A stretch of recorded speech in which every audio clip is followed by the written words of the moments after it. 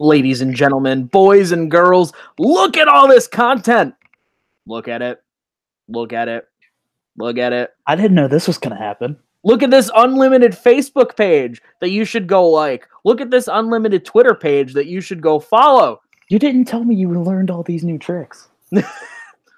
Links to those will be in the description box down below. If you want to see more content like this great podcast that's about to happen, subscribe to this channel, go like those pages, do the good stuff. Your phone's blowing up, by the way. I know, thank you. But anyway, welcome to the Unlimited Podcast. I'm Matt from Unlimited. Hey, people, stop texting me. Yeah, Jake. It's not Jake. Yeah, Jake. Anyway, I'm Matt from Unlimited, like I said, and we need to really just unwind because it's been one stressful off season, to say the least. And joining me as always is Mr. Tyler Harper. Tyler, how are you doing? Oh man, you talk about stressful off seasons. I feel like I need a cigarette and I don't even smoke. It's like, and especially, I mean, obviously, we'll get to why I've been smiling from ear to ear for the past few days. But oh boy, did it take a lot of stress to get to that point. So, yeah, it's kind of nice to like after that roller coaster of emotions, just to sigh and say, we got him. Yeah. But again, we'll get to it in a little bit. All right. Yeah. It's been one long, sometimes painful off season of just the constant tweets and all this stuff saying will John Heyman became public enemy number one. John Heyman, I used to like him. I really don't now. After this offseason, I really just do not like him anymore. And what's funny is, like, I'm not going to do the impression because I can't really do it justice, but Chris Rose does an impeccable John Heyman impression. Like, whenever he reads like John Heyman's tweets on Intentional Talk, it's so funny. It's spot on. Like, just the way he deflects. It's almost similar to, like, when JPR and Sepia would do the impression of Tim Kerr-Jerkin. So, like, if you could find it, go find it. It's so funny. But yeah, John Heyman tweeting something yet nothing so much. Just the Bryce Harper is the favorite by the Phillies, but also the Dodgers, and then there's the Giants, and the Phillies want to spend stupid money. Oh my god, like it was nothing. It was straight up nonsense. Yeah, I mean, the point of all of these reporters is to report actual news, stuff that we don't know. And granted, he was one of the first to break that Harper was signing with the Phillies, but I mean, come on, like you didn't see Ken Rosenthal do that. You didn't see J.P. Morosi or Buster Olney do that. Like these guys who are the Adam Schefters of the baseball world, like Adam Schefter doesn't tweet like that about the NFL. Adrian Wojnarowski doesn't do that with like this mysterious nonsense about the NBA. It's the equivalent to, we're both wrestling fans, it's the equivalent to a Bray Wyatt promo. Oh, God. You say a lot, but are you really saying anything? Yeah. So, I feel like that's been a theme this offseason. It's weird because it feels like a lot happened, but it also feels like nothing happened. It's like a lot happened, but it was in spurts. Like there's still highlight free agents that still aren't signed. Yeah. It's March. Like you would get a week of signings and trades, and then you would get 2 weeks of nothing. And now we're going into the second week of spring training, third week of spring training. Games are actually happening now. Split squad, odd exercises. Like this is valuable, and I know guys like know that like they only need like X amount of at bats or whatever, or X amount of appearances for spring training to really be ready. But come on now, like especially if you're a position player, like. And most of those highlight guys are signed now. But if you're a position player, like you've got to find out where you gel in a lineup. If you're a pitcher, you got to gel with your catchers and make sure everything's in order, whether you're in the bullpen or a starter. You've got to establish that chemistry at some point, and it can't be first week of April when you're signed for close to the league minimum on a 1-year deal. Right. And, here we are in week 2 or 3, whatever we are, of spring training. And we're going into it with a former Cy Young Award winner not signed in Dallas Keuchel, former reliever of the year, Craig Kimbrell, not signed. Former multiple-time All-Star and Gold Glove winner, Adam Jones, still unsigned. Like, these are key, valuable guys, or they were. And now, still not signed. Still nothing happening. Some of their demands are outrageous. Like Kimbrell still thinks he's getting 6 years. Mm-hmm. But yeah, just to put it in perspective, it's been a long haul this offseason, just to say the least. So yeah, I'm just so glad spring training's back, and I'm so glad that this podcast is back, so we can talk about we can go team by team, division by division, and look forward to the 2019 season. You ready? Oh, I'm ready. Oh, man. We're going to start off. Stop texting me. I apologize if my phone's going off. It's, I'm popular. What can I say? There is a vibrating function. There is a silent function. Yeah, I know. I hate everyone. Hold on a second. Putting a stop to the pod. Entertain the people, Tyler. Damn it. Jesus Christ. Matt's getting blown up. I have notes. Matt's getting blown up. Thanks. His phone's getting blown up. Whatever. You know what I mean. God. This is... I wasn't expecting this. Like, at all. I apologize. People are terrible. Yeah, clearly. And now my laptop doesn't want to cooperate. Let's just go on. I don't care. Let's start with the least interesting division, I guess we can say. The American League Central. Yeah. It feels like this is just a giant waste of time. I mean, not completely. At least there's a team competing with the Indians this year.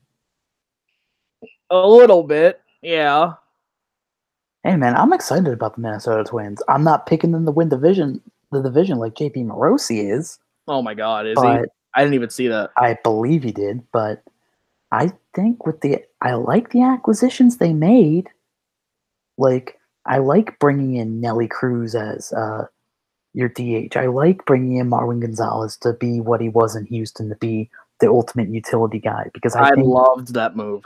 Because I think that's where he thrives. Because when he starts, he does and like gets everyday reps. He doesn't necessarily have the same numbers. So, but if you put him in maybe every other day or maybe every couple days, like in right field or first base or shortstop or whatever the case may be, he can put up good numbers like he's done with the Houston Astros. So I like that move. Again, I like Nelly Cruz. I mean, that ballpark isn't necessarily built for the most home runs, but he can still find a way to launch him out of there.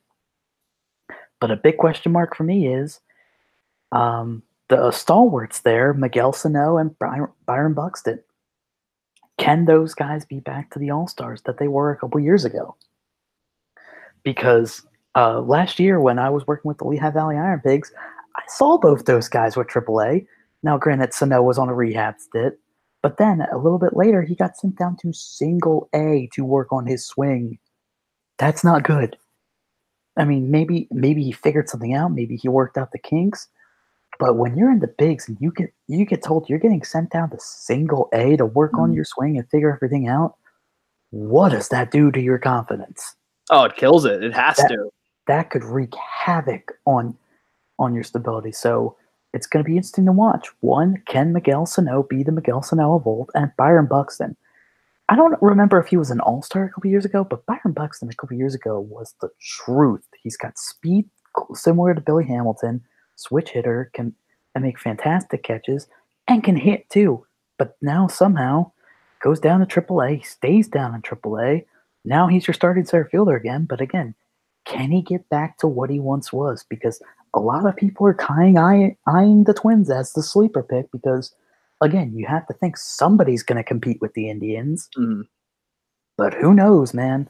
So I'm excited for the Twins because baseball's fun when these like formerly lower teams rise up and become fun again, by hook or by crook. And remember, for the Twins too, it's been all literally like either thumbs all the way up or thumbs all the way down for them these past 4 seasons.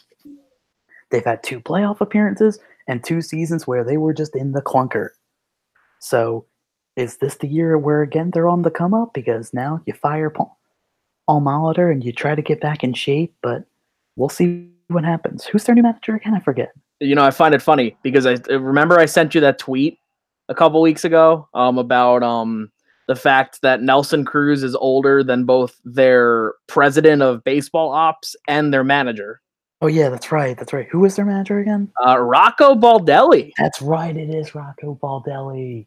That's right. Oh man.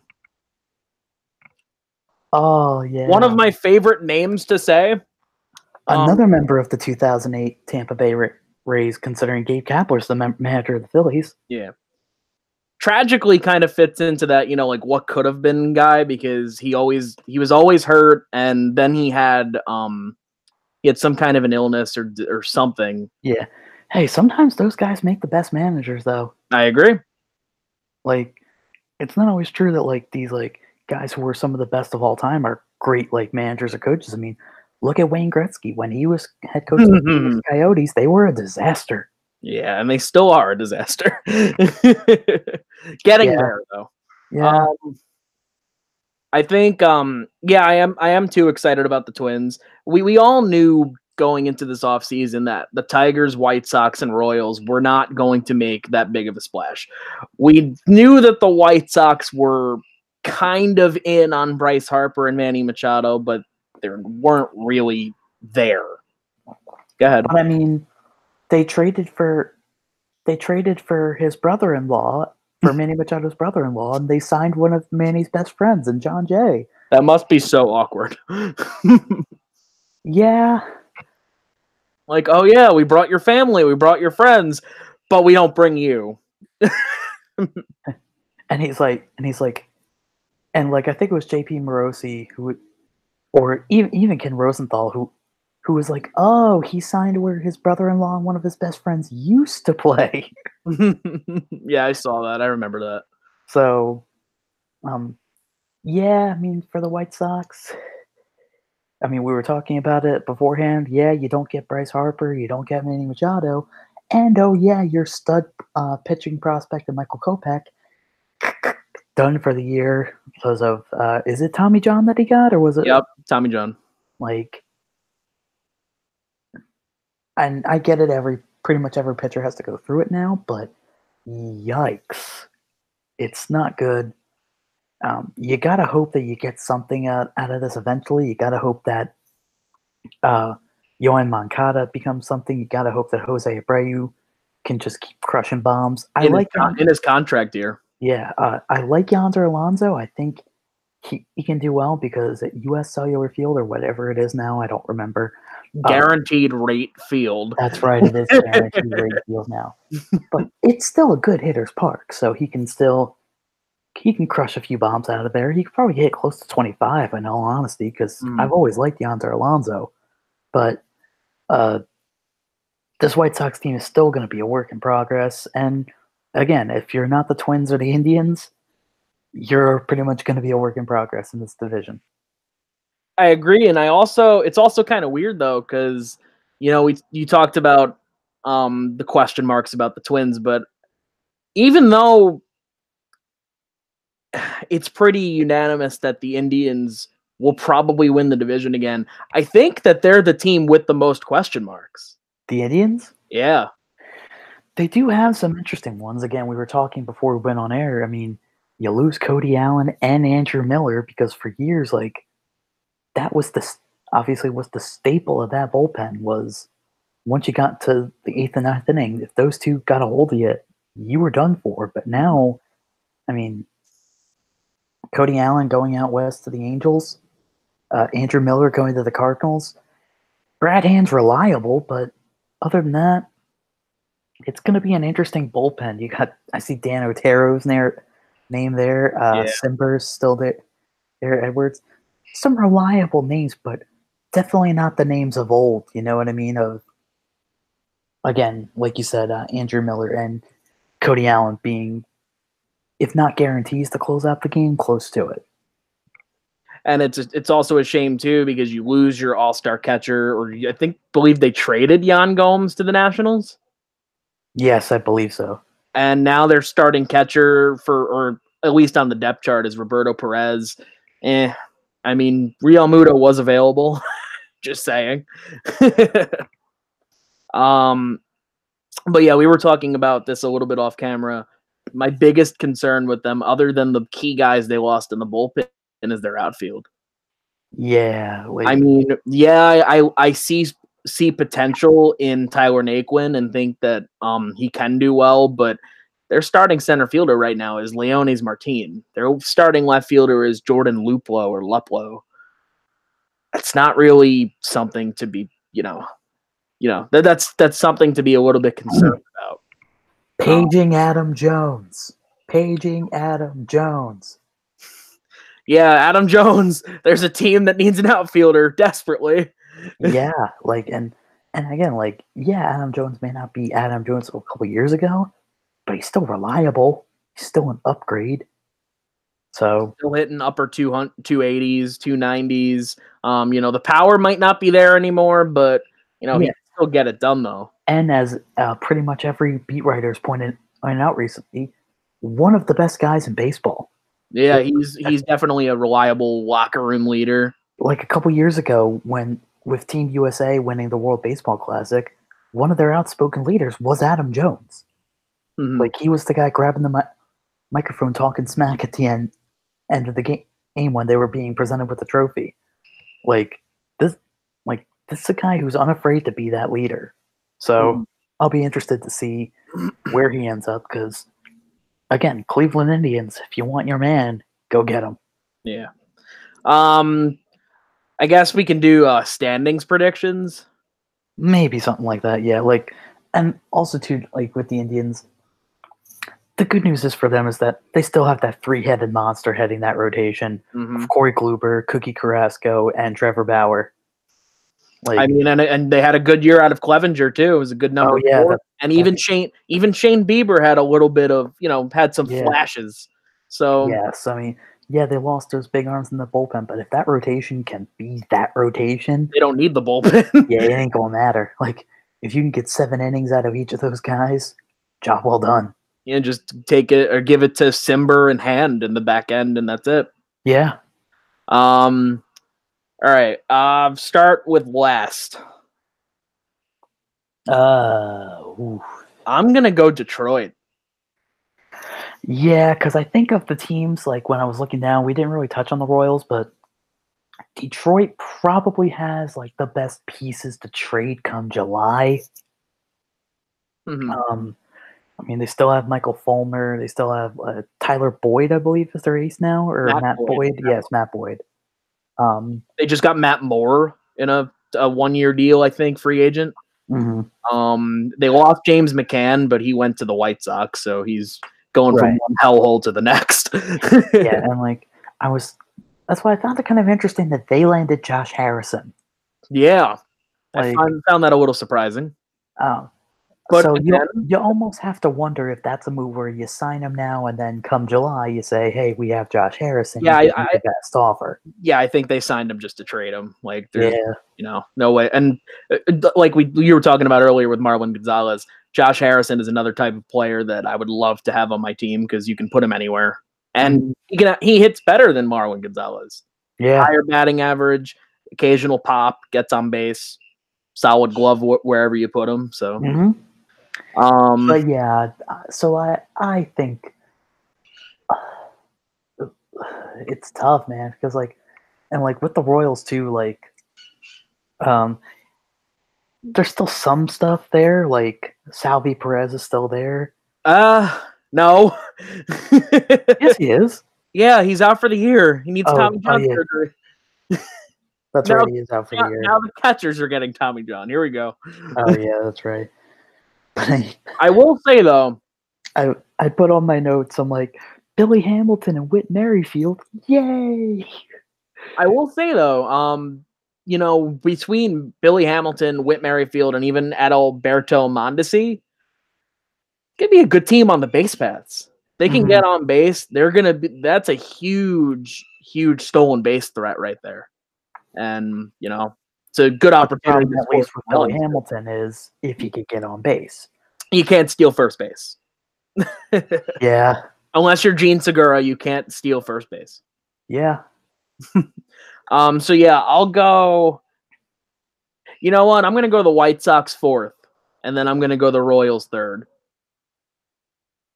I'll go. You know what? I might go White Sox, Royals, Tigers. I might give the Tigers a little more credit. Okay. Just because, again, I do think they have pieces to sell off, but I don't know.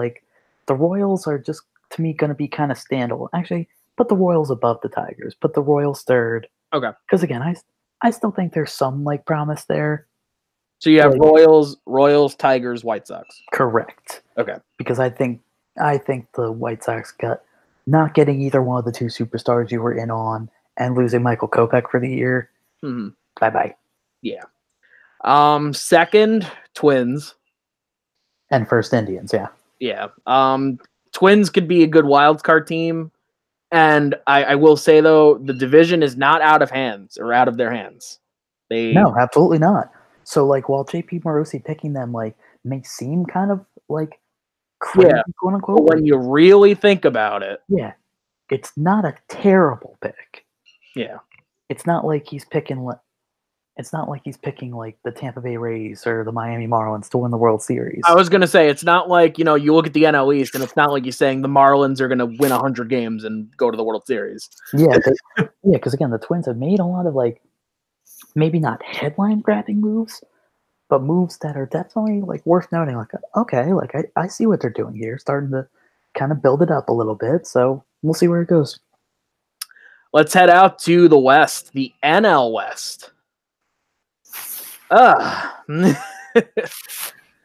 the NL West, we had two teams that were kind of in on Bryce Harper, and they both failed. But one team, not for lack of effort. No, they definitely tried. One team, though, San Diego Padres, a lot to look forward to. Let's talk about the Friars, baby. It's about damn time.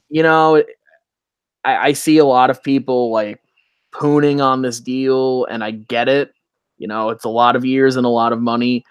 But if you look at their farm system, and I'm not exaggerating when I say this, they have 10 prospects in the top 100. And I'm not saying all of them are going to play or all of them are going to pan out. But if you can get at least some of them and then use the others to trade for key players, San Diego Padres might be a team to watch in the next couple of years. And I think Manny Machado is the perfect centerpiece move for them. Yeah, and oh, by the way, remember how a lot of the talk with Manny Machado was he wants to play shortstop, he wants to play shortstop, he wants to play shortstop. He's their starting third baseman. He is.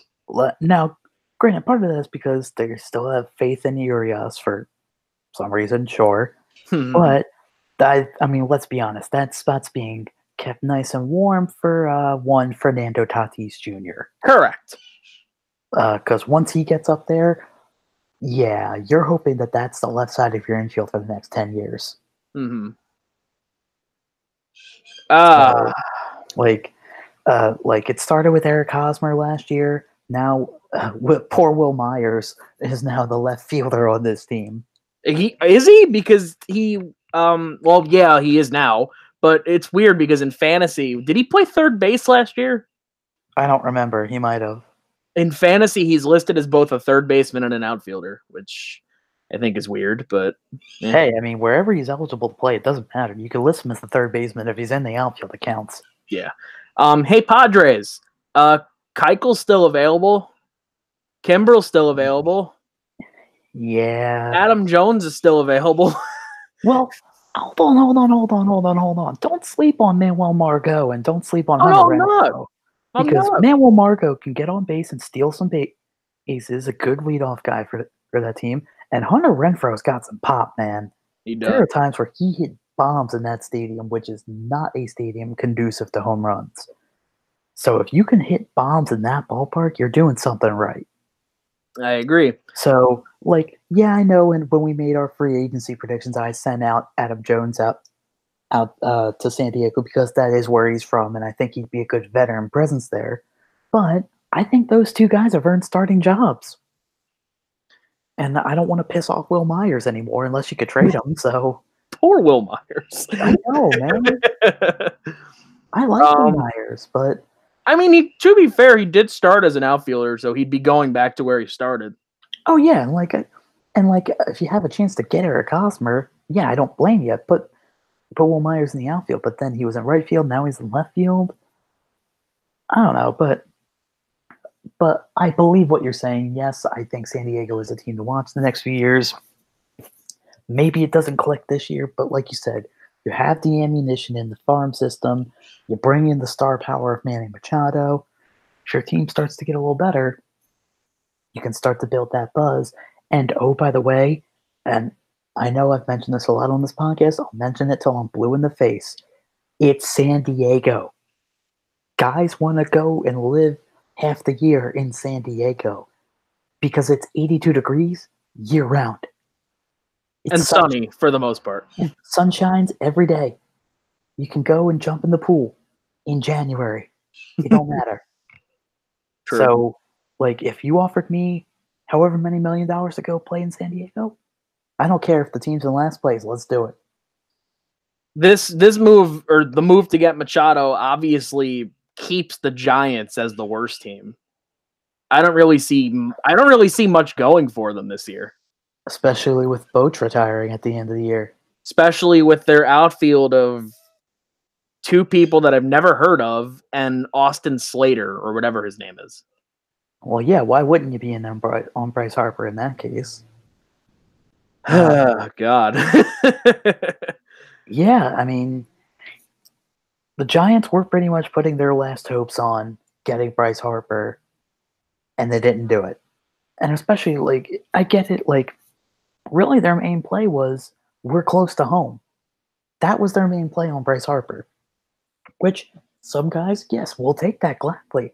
But that's not always the case. We'll get to the NL East later, but let's remember, you and I both had Patrick Corbin, like, signed, sealed, delivered to the New York Yankees, and he signed with the Washington Nationals. God, we were so wrong. Yeah, I know. So because of that, and that park is terrible for left-handed hitters. Terrible. Unless you can make a living in Triples Alley. Mm. Like, that does not work out well. Or unless you slip in some Barry Bonds stuff. No comment. Yeah. My question now is, where does this leave Madison Bumgarner? Because I believe he's a free agent at the end of the year. We're talking trade bait. And the biggest question is, if they do trade him, where the hell does he go?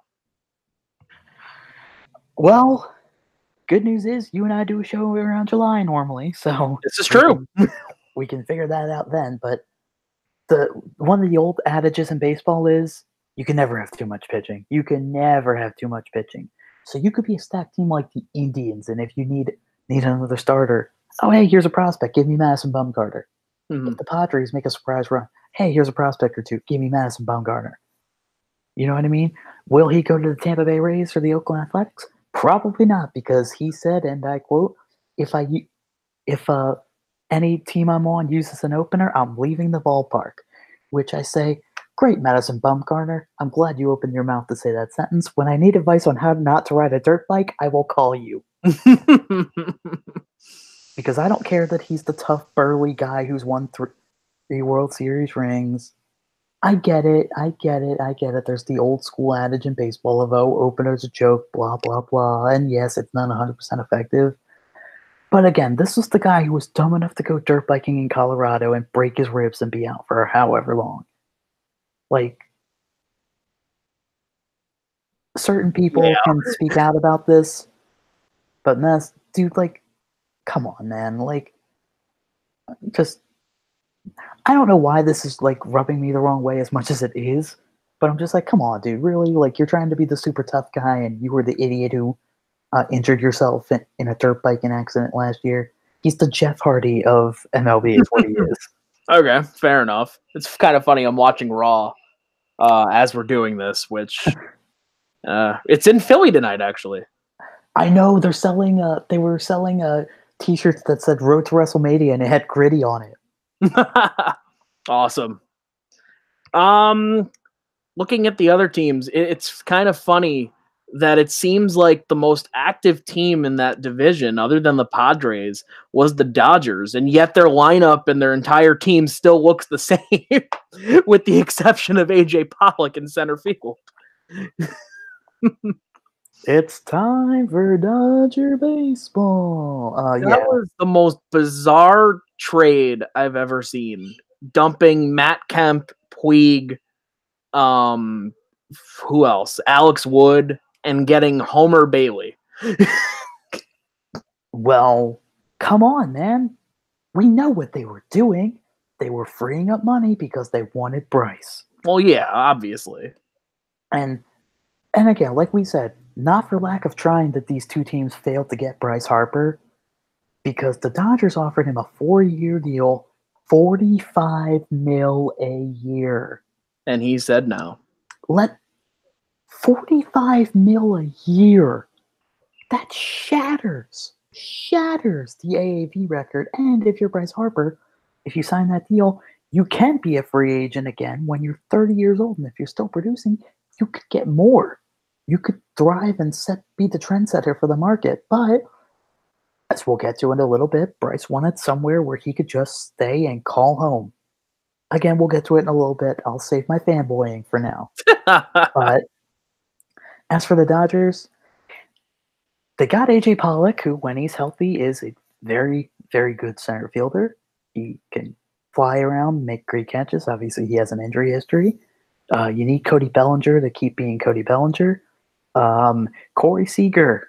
I was going to say, you're getting him back. And you hope that you're getting Corey Seager back and not just a guy wearing Corey Seager's uniform. Because what did he do? Did he tear his ACL? I want to say he did, but I don't want to be wrong. Yeah. All right, let me look it up. That sounds right to me for some reason. But nevertheless, you do that and you're out for the year.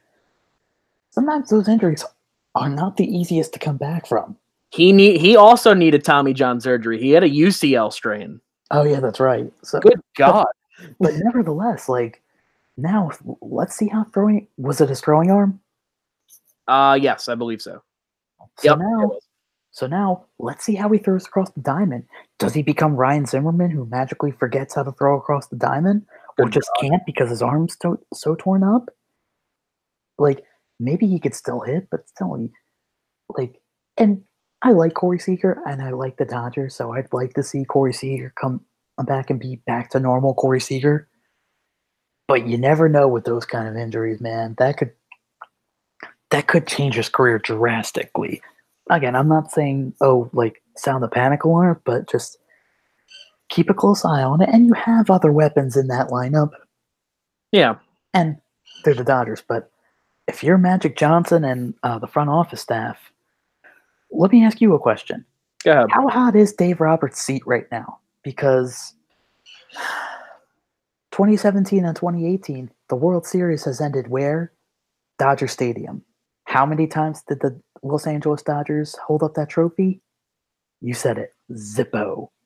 So if you're Magic Johnson, and I always forget the other owner's name and the team president's name, but you're saying to Dave Roberts, we're lifting that trophy at the end of the year or you're gone.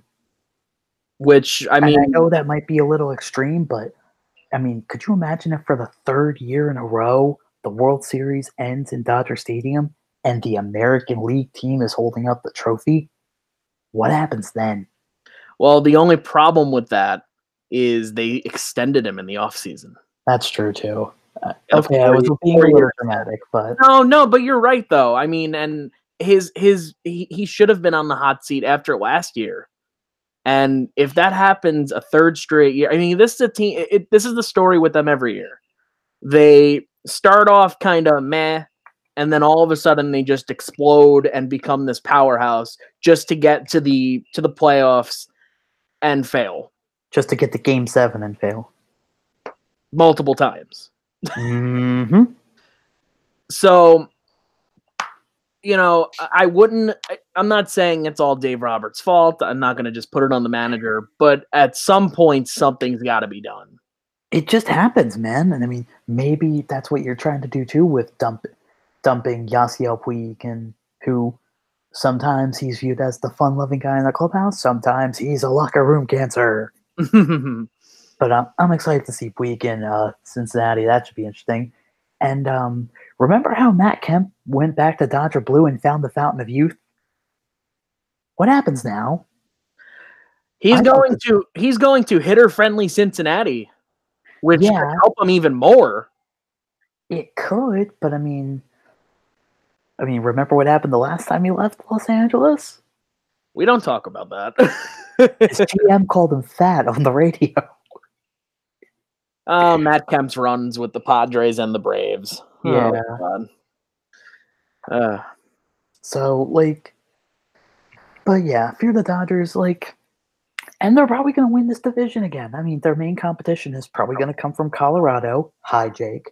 But well, it's kind of funny. I was going to bring up Colorado in a sec, but there's, I'm looking at all these teams in the NL West. I wouldn't be sleeping on the Diamondbacks. I really wouldn't be. I know they lost Paul Goldschmidt. They didn't just lose Paul Goldschmidt. They traded Paul Goldschmidt going into a contract year. They traded him before the contract year. But David Peralta is coming off of a great year. They got Eduardo Escobar, which I thought was a good move.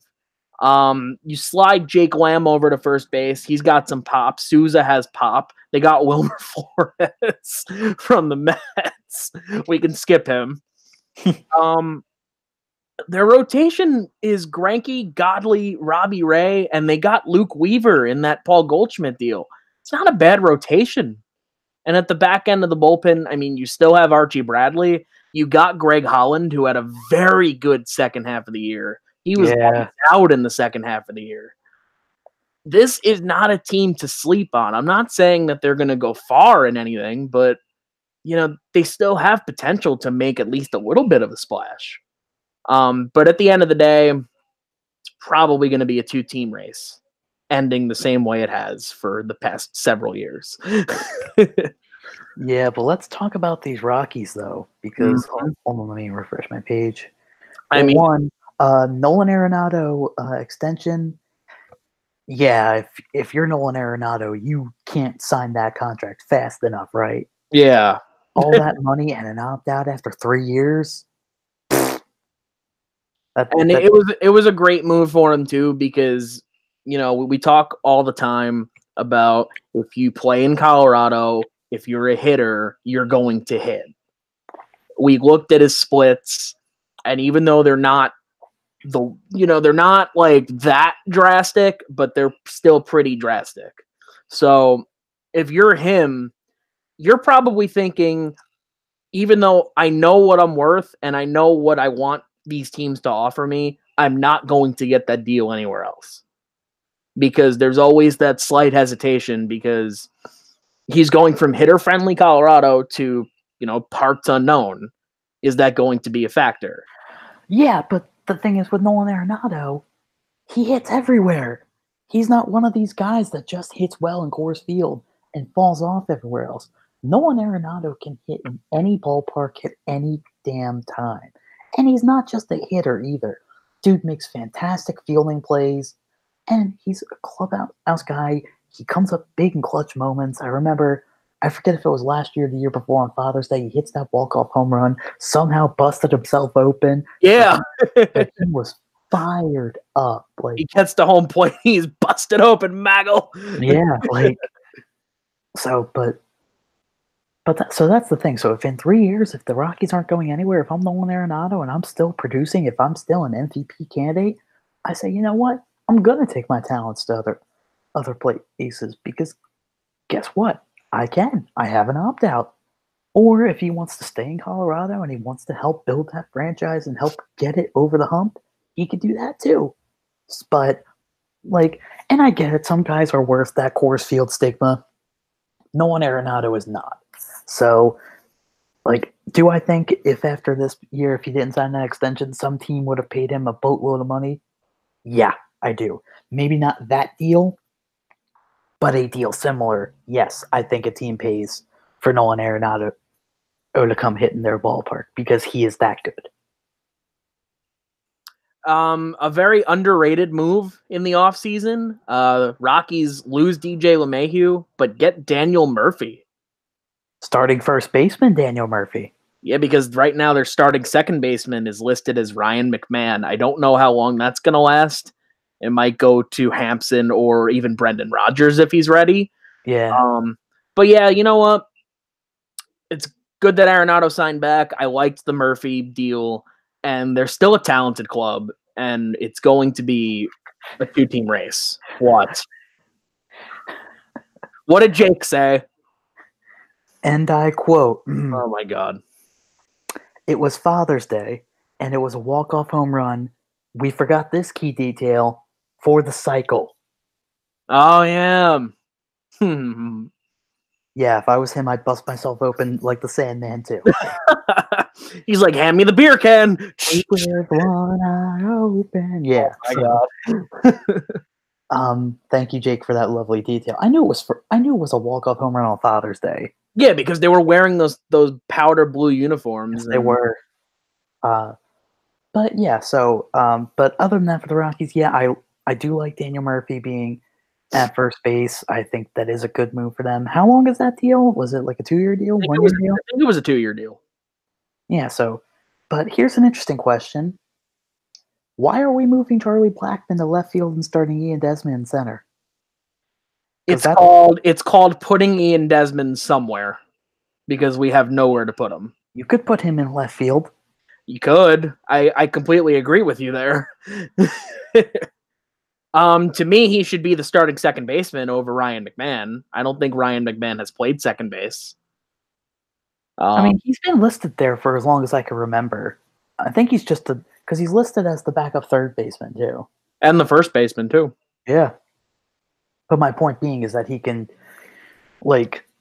kind of play his way around the infield with the exception of shortstop. But yeah, I get what you're saying of starting Ian Desmond at second, putting David Dahl as the starting left fielder. Oh wait, no, he's the starting right fielder. Step up Ryan Tapia. Yeah, right. Standings. Last, San Francisco Giants. Again, I don't see them going anywhere, doing anything spectacular. Yeah, and especially with this becoming the Bosch retirement tour, that was probably the other play that would have been interesting. If Bryce Harper really wanted to be the LeBron of MLB, he would have signed with the Giants, and the Giants front office after Bosch retires would have went to him and said, "Who do you want to be manager of this team?" And he would have picked his Jack dad. Fourth, it's kind of a toss for me now. Because I don't know if the Machado deal changes anything or changes much. Yeah, or if it changes anything yet. I said don't sleep on the Diamondbacks. I'm going to put them third, and I'm going to put the Padres fourth. So we're basically where we were last year. Yeah. And it's all a matter of who's going to win the division. And I'm going to make a bold prediction. And I'm going to say the Rockies. It's a toss-up, man. And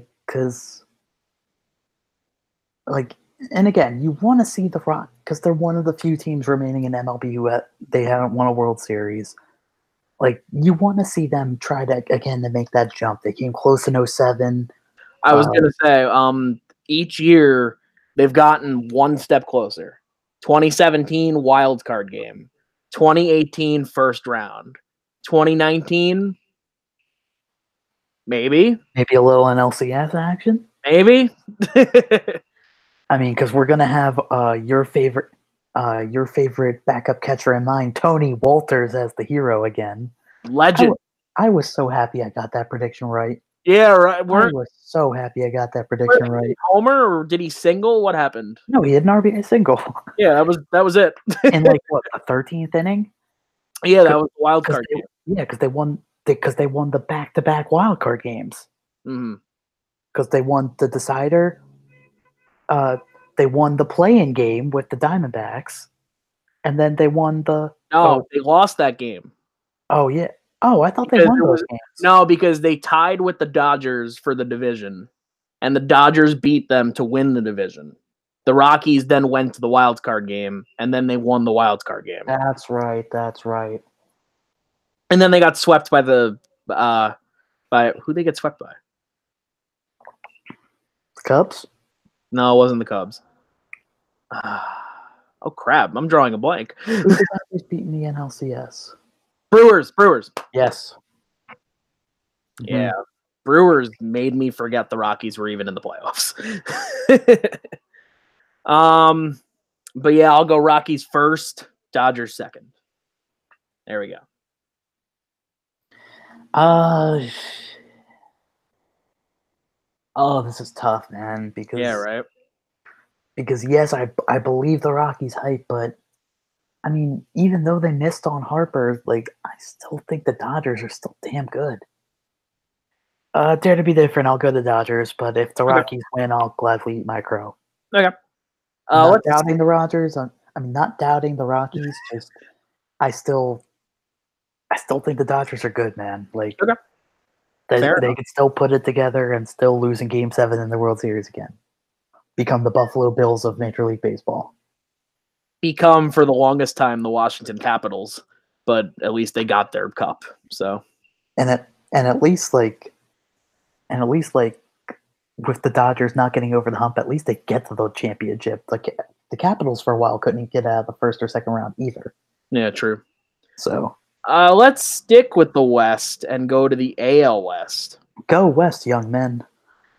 Because we were talking about this off camera, and you made a note of this. About what we said about a certain Oakland A's team last year. So a while back, I went back and watched this show we did, like this kind of show, the MLB season preview from last year. You and I beat the Oakland A's to a pulp. And not only did they make the wild card game, they led the AL West for a good amount of time. They won 97 games, I believe. Yeah. So let's not make the mistake of sleeping on this team, even though they didn't really do anything. Because if it's anything like last year, it's gonna bite us in the butt. True. Can we make that pact? We don't have to put them to win the division. Which I'm not going to. Let's not put them in last place. Let's not do it. And let's not call them one of the worst teams in baseball, because clearly they're not. Clearly, Bob Melvin finds ways to push buttons. Billy Beane finds ways to get these guys. And every odd years or so, the A's find a way. Will they find that way again this year? Who knows? They could lose 90 games this year. We wouldn't know the difference. Yeah, right. The team's still the same. But you still have reliable pieces. You still have Matt Chapman and Matt Olson is the other one. Yep, Matt Olson. You still have them at the corners who both have huge pop. Speaking of huge pop, you still got Chris with a K Davis, who's been hitting 40-plus bombs for how many consecutive years now? I believe 3 or 4. Yeah. So, yeah, don't sleep on that, dude.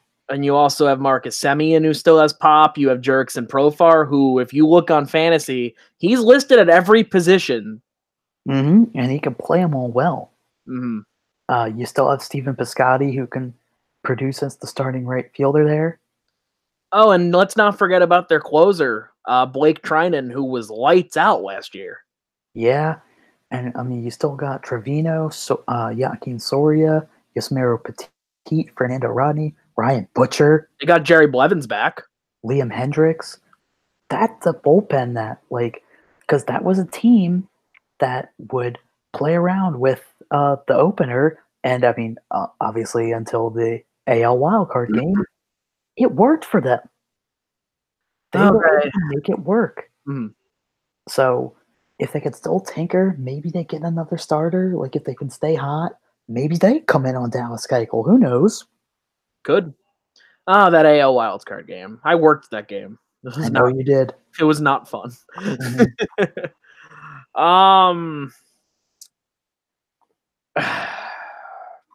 Do we even need to talk about the Angels?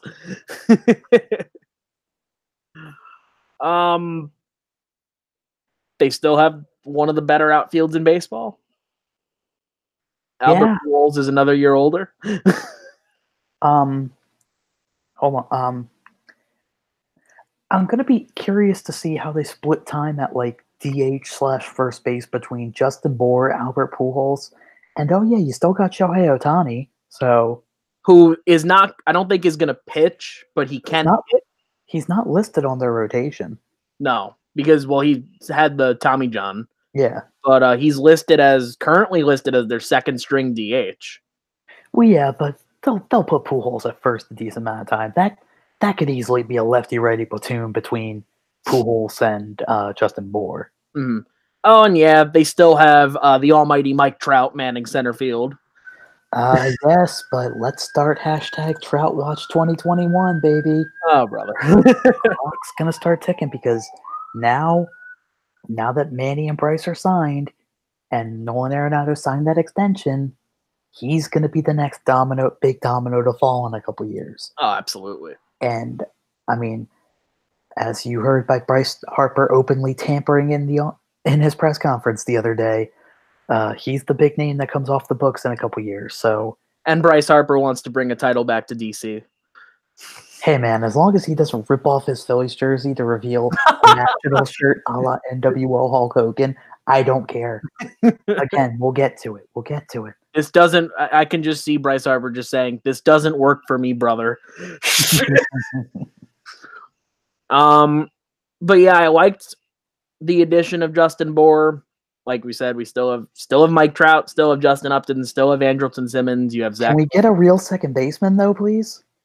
Yeah, David Fletcher. Yeah. Like I literally wrote that in my notes. I'm like if this team had gotten Josh Harrison, that's a huge get. Mm-hmm. That's a huge get. Former Gold Glove Award winner Cole Calhoun out in right field. Still have him. The bat's kind of but still got a good glove. I like the addition of Cody Allen at the back end of the bullpen because that's a team that desperately needed a closer for the longest time. They now have him. Jonathan Lucroy was another good get for them. He's leaving Oakland for LA. So, when you look at it, the Angels have some things to be excited about. Specifically, you still have Mike Trout. So there we go. Oh, yeah.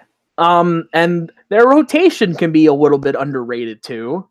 If they stay healthy, that's always been their problem. Well, I mean, they're staying healthy, and then there's Matt Harvey. We don't talk about that. Anyway. Texas Rangers. This could be another team that kind of sells off come trade deadline time because I like some of the pieces that they have. Like, you still have Rougned Odor, who's a reliable second baseman. You still have Elvis Andrus, who's really now that his partner in crime, aka the guy who we love pissing off, Adrian Beltre is gone. He's kind of the old grizzled vet there on the left side of the infield. Maybe someday Joey Gallo will figure out how not to strike out 100 times. We're hopeful. I mean, because if he doesn't, then he's going to become Adam Dunn quick. Mm-hmm.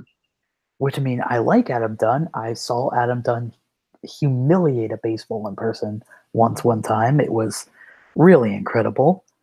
But then I saw Adam Dunn, then his next at bat swinging wild. He had a pitch outside the zone. So, And of course, this team's rotation is shaky at best. Little ugly. Kind of the island of misfit toys, because you've got Mike Minor, Lance Lynn, Drew Smiley, Eddie Volquez, and Shelby Miller as your 5. It's good that they have an established closer, though. I like Jose Leclerc. Mm-hmm. But yeah, I just think that the Rangers are just kind of there. Like they're kind of stuck in the middle. They're not like full on rebuilders, but we realistically don't see them going far. Yeah, and like they bring in like Hunter Pence on like a spring training deal, but he's even listed as like 4th in each corner outfield position. So if he doesn't make it, I wouldn't be surprised to see him retire. Which, if that happens, I mean, good for Hunter Pence. He had a good career. Obviously, going to be remembered for being the motivational leader and having those crazy eyes out in San Francisco. Mm-hmm. But so maybe I hope he earns a spot on this team because he is a native Texan, I believe. So maybe he can hopefully win a spot there. But yeah, this is another team that's just going to sell pieces come July and again just try to revamp themselves a little bit. What? And then there's the Mariners. Oh my! Remember how high we used to be on this team? Remember when their GM said we're not going to unload our team? They still have decent pieces. For example, like what? I like Kyle Seager. You get Eddie Encarnacion. I like Ryan Healy. You still have D. Gordon. D. Gordon and Alex Smith could steal you 100 bases combined. Mm. Mitch Haniger isn't terrible. They have Domingo Santana, who hopefully has pop. Oh, hey, Jay Bruce is on this team. Shut up. I don't hate Tim Beckham. Like, there are pieces on this team that are good, but I don't. But then you look at like the pitching staff. I mean, they got. I'm not from Japan. UC Kikuchi. Yeah, I know. Yes. He's listed as their 2. Yeah. Yeah, behind Gonzalez. And you still have your questionable number 4, Felix Hernandez, who's been questionable for the past 4 years. Oh, how the mighty have fallen, man. And they just have continued to fall and fall and fall. I meant him specifically, though, because like... Yeah, no, I know. And in my opinion, too, like, this might be outlandish. I think he won't get their first ballot, but I think Felix Hernandez could be a Hall of Famer. Again, he won't get their first ballot, but... I don't know. I wouldn't go that far. Point being, like... And, like, he's just a guy you root for, too. I mean, this is a guy that... And we've talked about it before, but, like, when he re-signs with the Mariners, he has his press conference, and he's in tears because he's just so happy. And he has every right to be happy because that franchise, he bleeds that navy blue and teal that the Mariners wear. He loves that franchise. I still love that the King's Court is still a thing. I think it's awesome. I love it so much. And you just hate to see it fall down like the way it has. Like, I don't want it to be like other like aces or whatever in their career when we're like, no, just go away. Like, he's earned every start that he gets in that city forever and ever, amen. You just hate to see where he's going. Yeah. Well, and I'll go back to your Hall of Fame point. If he can do what Verlander did and, you know, like after a couple of off years go back to being at least good, if not really good, then maybe. Yeah. But we've been waiting. This is now the 4th year. Yeah. So I think that these last couple of years have hurt his chances for that. Could he go in at like one of the later ballots? Maybe, but who knows? But going back to just the Mariners as a whole, I liked the fact that they added prospects, but they also at least added some major league ready talent, so they didn't have a team of nobodies. Mm-hmm. So they're not that far off. But do I see them contending with the A's and the Astros? No, I don't. But weirder things have happened, like the A's winning 97 games last year. But unless Oakland has another magical run like last year, you got to think it's Houston's division to lose. Yeah. I mean, this team still has all of that talent it had from a couple years ago in the World Series team. And, let's go out and add one of the premier outfielders that isn't Bryce Harper and Michael Brantley. Why not? That was a great move. I love that move. And also go out and get another catcher with pop, Robinson Chirinos. Yeah. So, and you still got that rotation that looks squeaky clean. Oh, yeah, let's go add Wade Miley. Why not? Oh, and they're putting Colin McHugh back into the rotation. Yeah, he's listed as our number 3. And Brad Peacock's, too. He's listed as their number 5. And you've got good weapons in that bullpen. I mean,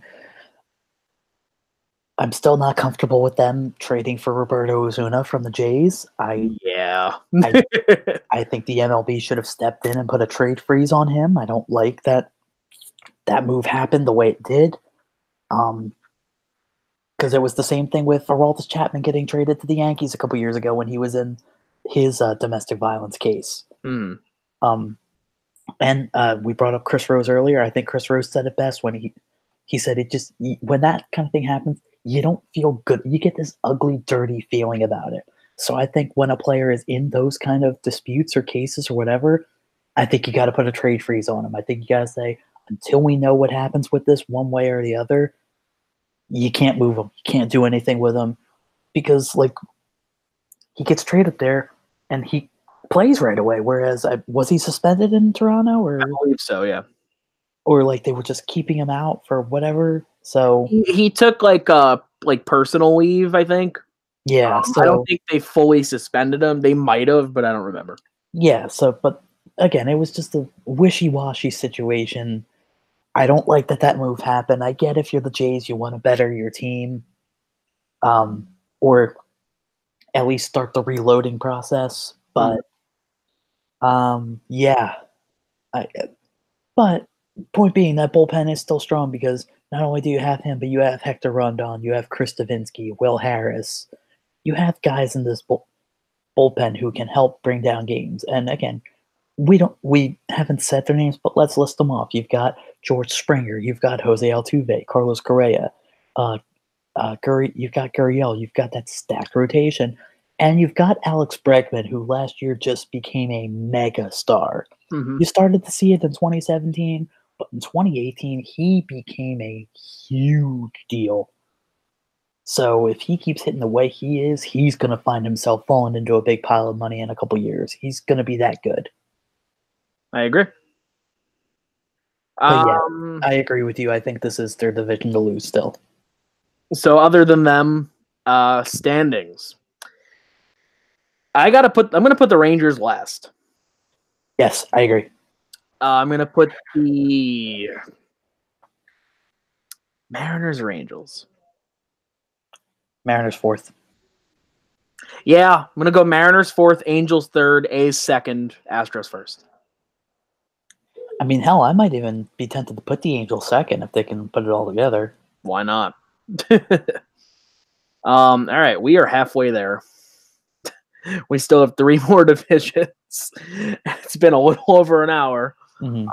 But before we get to that, just a reminder, if you like this video, leave a like. If you don't, leave a dislike. I know you people don't like me, but I don't care.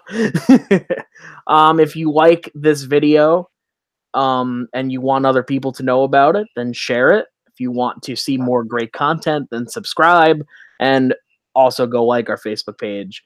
Join our Facebook group. Follow us on Twitter. Follow us on our new Instagram. That's also in the description box down below. And follow Tyler and I on Twitter too. Our personal Twitters also in the description box. Gotta go with the AL East next. And we gotta start spreading the news. Oh boy. Oh goody. All right, so the New York Yankees. The Yankees made some questionable moves in the offseason. They also made some great moves, too. I agree. But getting James Paxton from the Mariners, I thought, was a really good move. Signing Adam Ottavino. Really good move. Bringing back Zach Britton? Questionable. It's a decent move if you can get the Zach Britton of old, hopefully. Yeah. Mm-hmm. Zach with a K now, though. Oh, yeah. So, new Zach Britton. How does that happen? I don't know. Bringing back J-Hap, I think, is good. Yeah, I thought that was a good move, too. But bringing back Brett Gardner. Bringing back CC. CC, I'm okay with. And extending Aaron Hicks 7 years? Okay. Let's break these down one at a time, okay? Brett Gardner, yeah, I get it, but he's a staple there, so you might as well make him your starting left fielder, so that way Giancarlo Stanton can get nice and comfy as DH. Mm-hmm. What move did you say was next? CC, the re-signing of CC. I'm okay with CC Sabathia being the 5th starter on my team. I am 100%.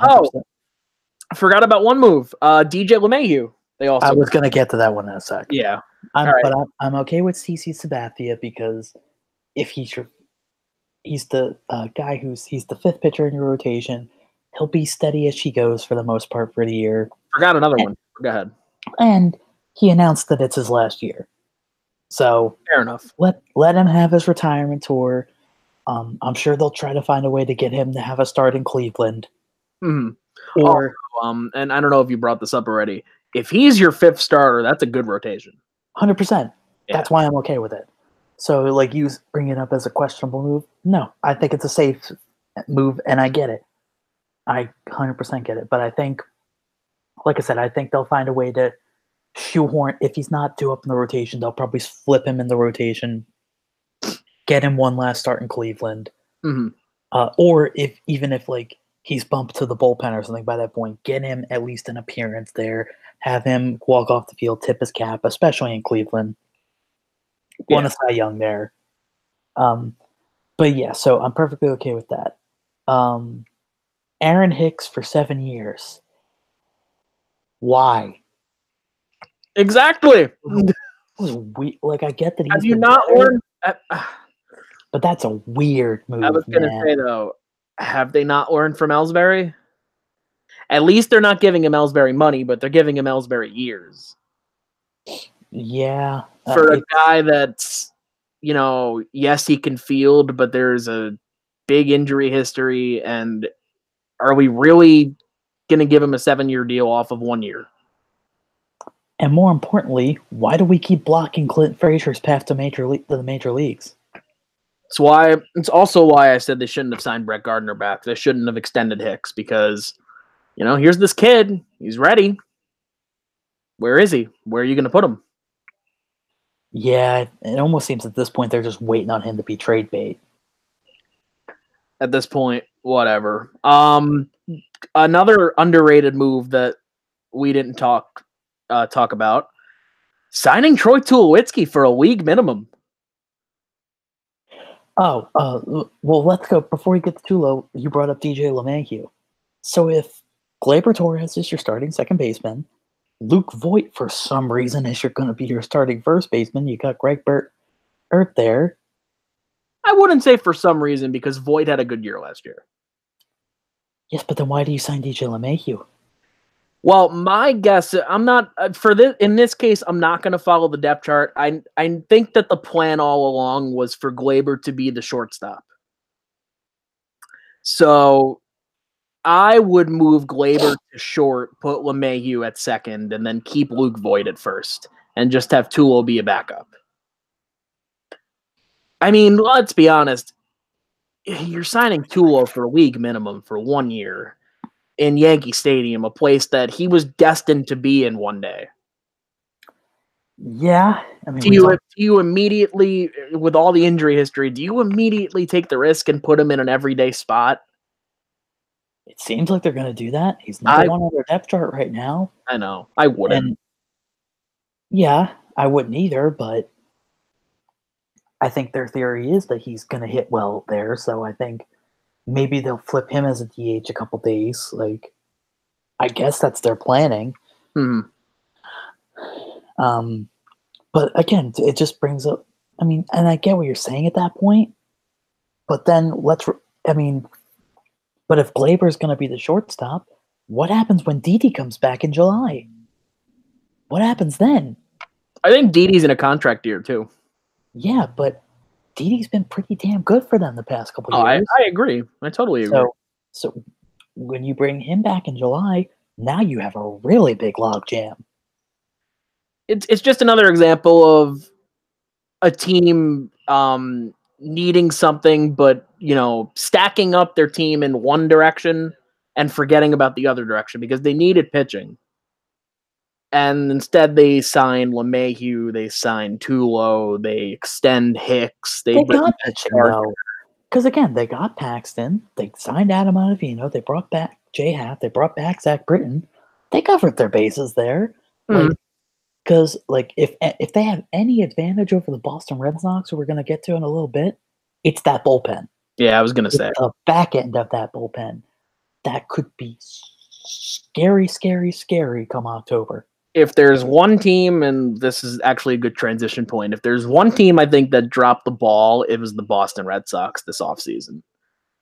Coming off of a World Series year, and yes, they re-signed Mitch Moreland and Steve Pearce, whatever. But they're still weak at catcher, and they have not re-signed Craig Kimbrell. And they did not re-sign what's his name? Damn. Former Cardinal. Forgot his name. Ah, crap. Never mind. Joe Kelly. Joe Kelly. Yeah, there we go. Their bullpen is a little concerning.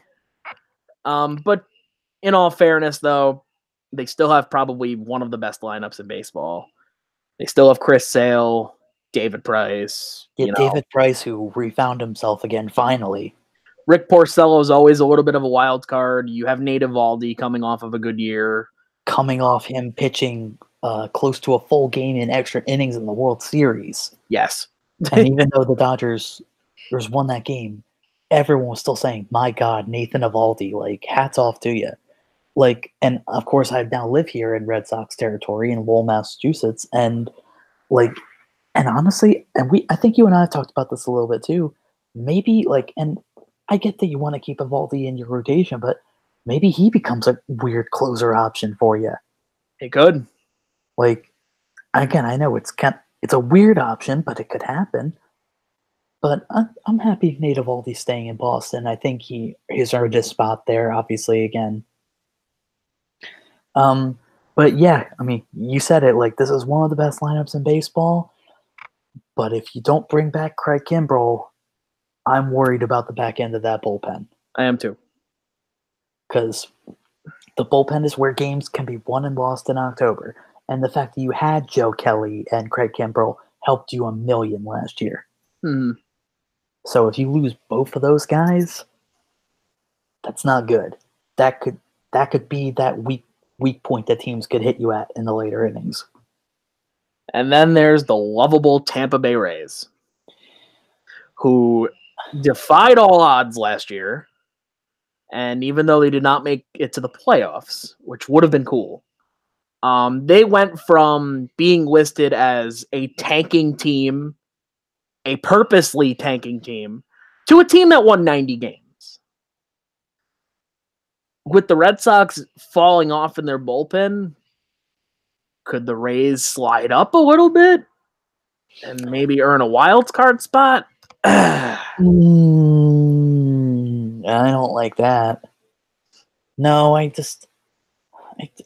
don't see it, man. I don't. This is really the island of misfit toys in Major League Baseball. And can we talk about Tommy Pham? Yeah, I love Tommy Pham.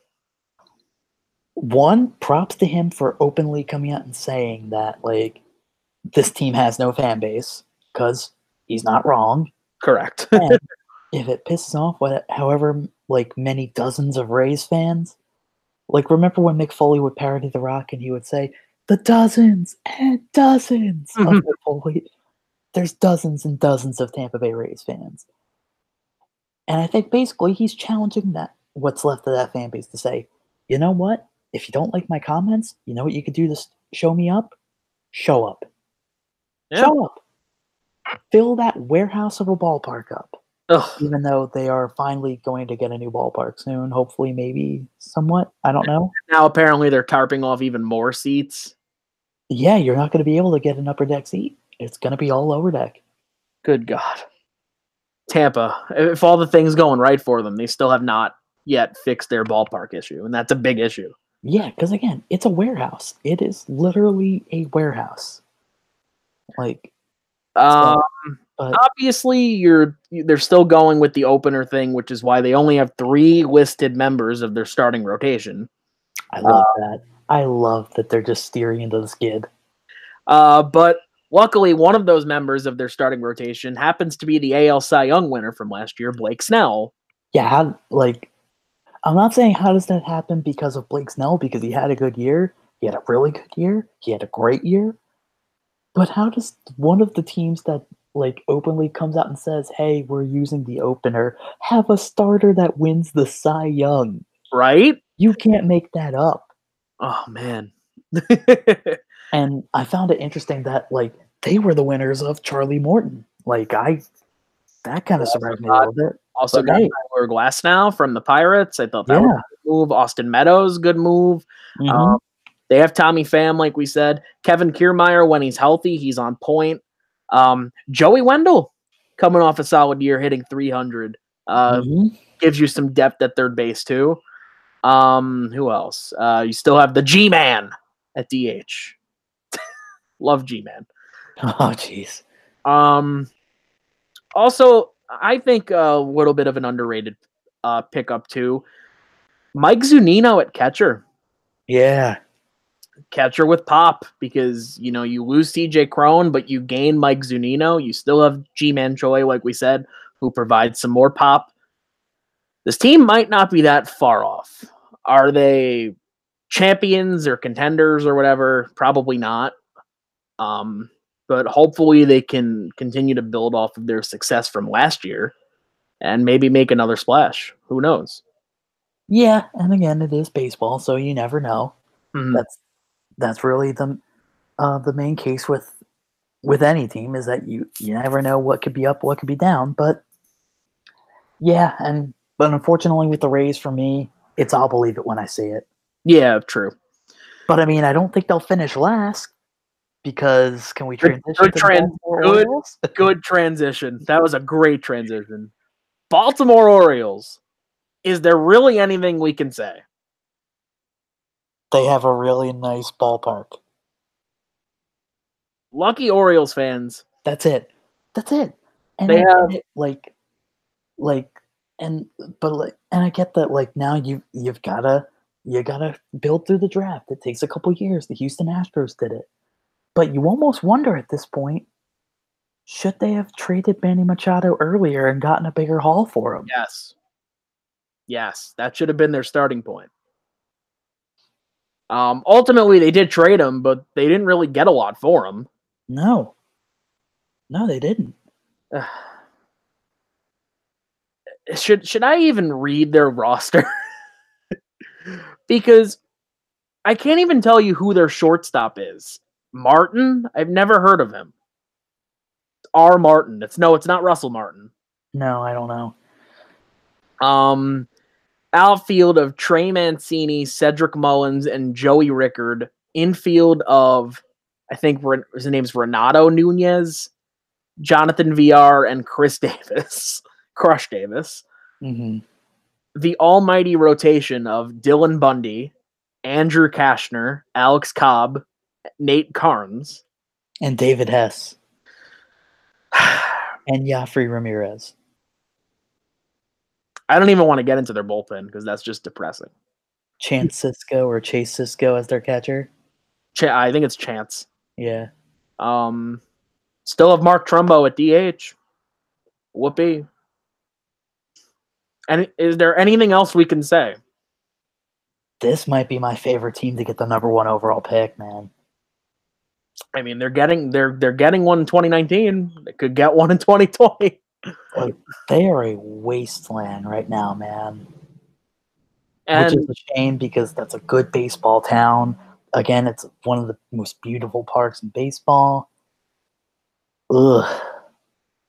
It's funny because you have these two powerhouses in the Yankees and the Red Sox. You have the Rays, who were sneaky last year. You have the Orioles, who were just flat out awful. Where does this leave Toronto? Stuck in the middle with you. But like, let's talk about Toronto, because I want to talk about one of the most standout quotes of this offseason / spring training. Here we go. And I quote, and this is on Vladimir Guerrero Jr., "I just don't see him as a major league player." Why? Why do you not bring one of the most buzzworthy prospects up to fill that whole crater-sized hole left by Josh Donaldson, now of the Atlanta Braves? Why do you not bring this young prodigy in to be the star power that you need on this team? I could give a rat's ass how much AAA at-bats he needs to get. Maybe it's a contract thing where it's this way here they can avoid a certain amount of service time and bring him up. But to come out and say you don't see him as a major leaguer. And who was this again? I think their president or owner. Why? Like, why do you come right out and say that? Because he's the son of a Hall of Famer, and he's looking like a lot like Vladdy was when Vladdy came up, where if there was a ball, he was hitting it. Like, this kid is a stud. And he's one of a few prodigies, because Bo Bichette's down there. Craig Biggio's kid, it is down there. But Vladdy Jr. is ready, man. Like, and if you're the Blue Jays, if you're looking for someone to get people lining up at your box office to buy tickets, there he is. Mm-hmm. There he is. Bring this kid up and just have him put on a show. I don't get it. And like, hearing that quote, you can hear in my voice, makes me actually upset. Like, it makes me think that the Blue Jays just want to fail. Yeah. They're the owner or the president, whoever said that, is basically going out and saying like, "Oh no, we suck," even though we have Vlad Jr. Like, he's nothing special. Like, don't bother coming to our park. Like, that's not something you say. Especially about the number 1 prospect in baseball.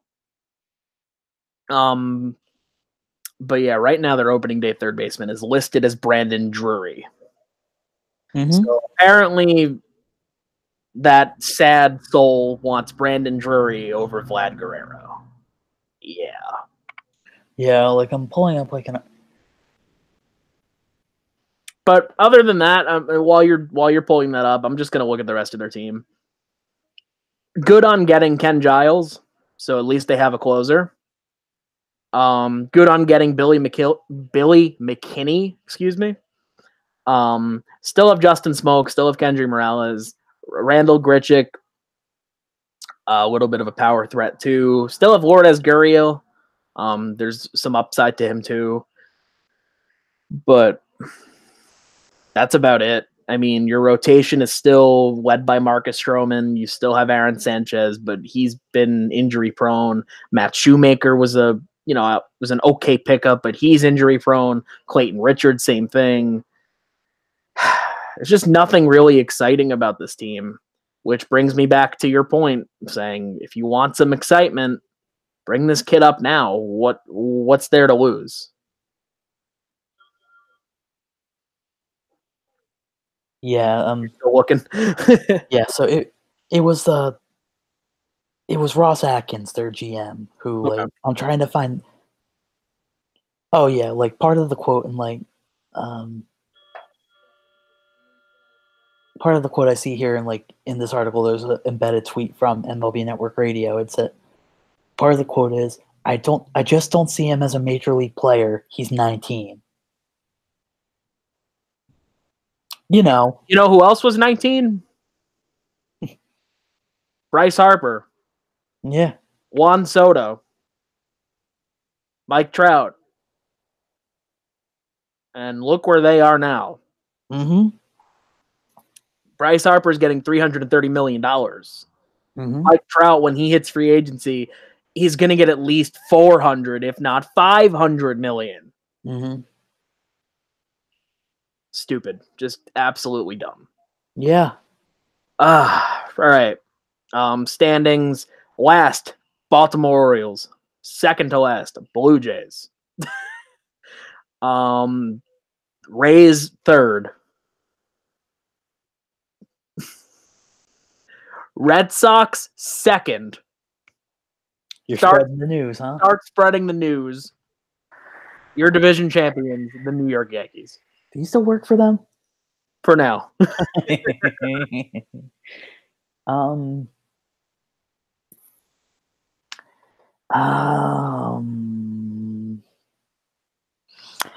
I'm still gonna put the Red Sox at 1 for now. Okay. Just because it wouldn't surprise me if they somehow find the money to bring back Kimbrel and at least somewhat salvage that bullpen, because they do have one of the best lineups in baseball. I do think they have a better lineup than the New York Yankees.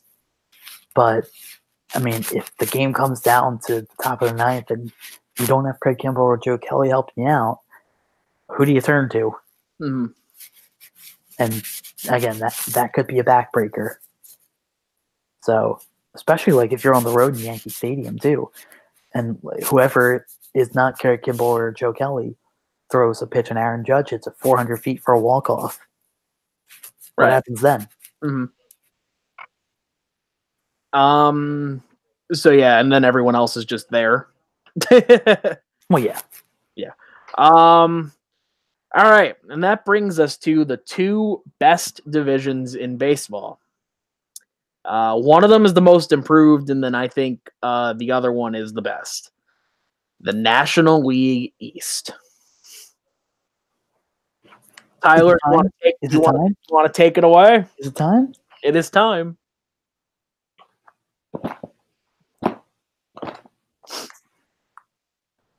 Let's go! I am so hyped. I'm surprised you don't have your Harper jersey or T-shirt on. Dude, they sold out. I know.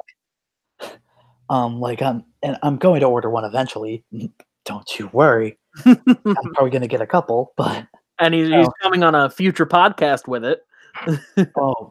Anyway, but before we get to the big fish, before we get to Bryce Harper, let's talk about their other moves, because let's talk about adding Gene Segura at shortstop. Love it. All-star from last year, consistent hitter. Only does his hit, he's going to fit into that number 2 hole perfectly. Let's talk about adding David Robertson to the back of that bullpen. One of the most consistent relievers in baseball the past few years. Why not? Let's put him back there, because even if we don't have a true quote-unquote closer, at least we still have a good back end of the bullpen. He'll help Sir Anthony Dominguez in his development. He's still got Pat Neshek back there. Edubri Ramos was good for you last year. Hector Neris, after he came back from AAA, seemed to be the Hector Neris of old, so maybe he can help out there too. But boom, there's another good addition. Let's talk about trading for JT Realmuto. Did it cost us our number 1 prospect? Yes, but there's a lot of question marks about Sixto Sanchez. Could he become one of the next dominant pitchers in the next few years? 100%. But could he falter a little bit? But could he falter a little bit? Absolutely, he could do that too. And with Jorge Alfaro, you wanted him to be more consistent with his offense, better with his defense. Oh, so you wanted him to be JT Realmuto. Well, let's trade for JT Realmuto. Yeah. Why not? I think that is a great move. And then we get to him. We get to months of agony, months of will they, won't they.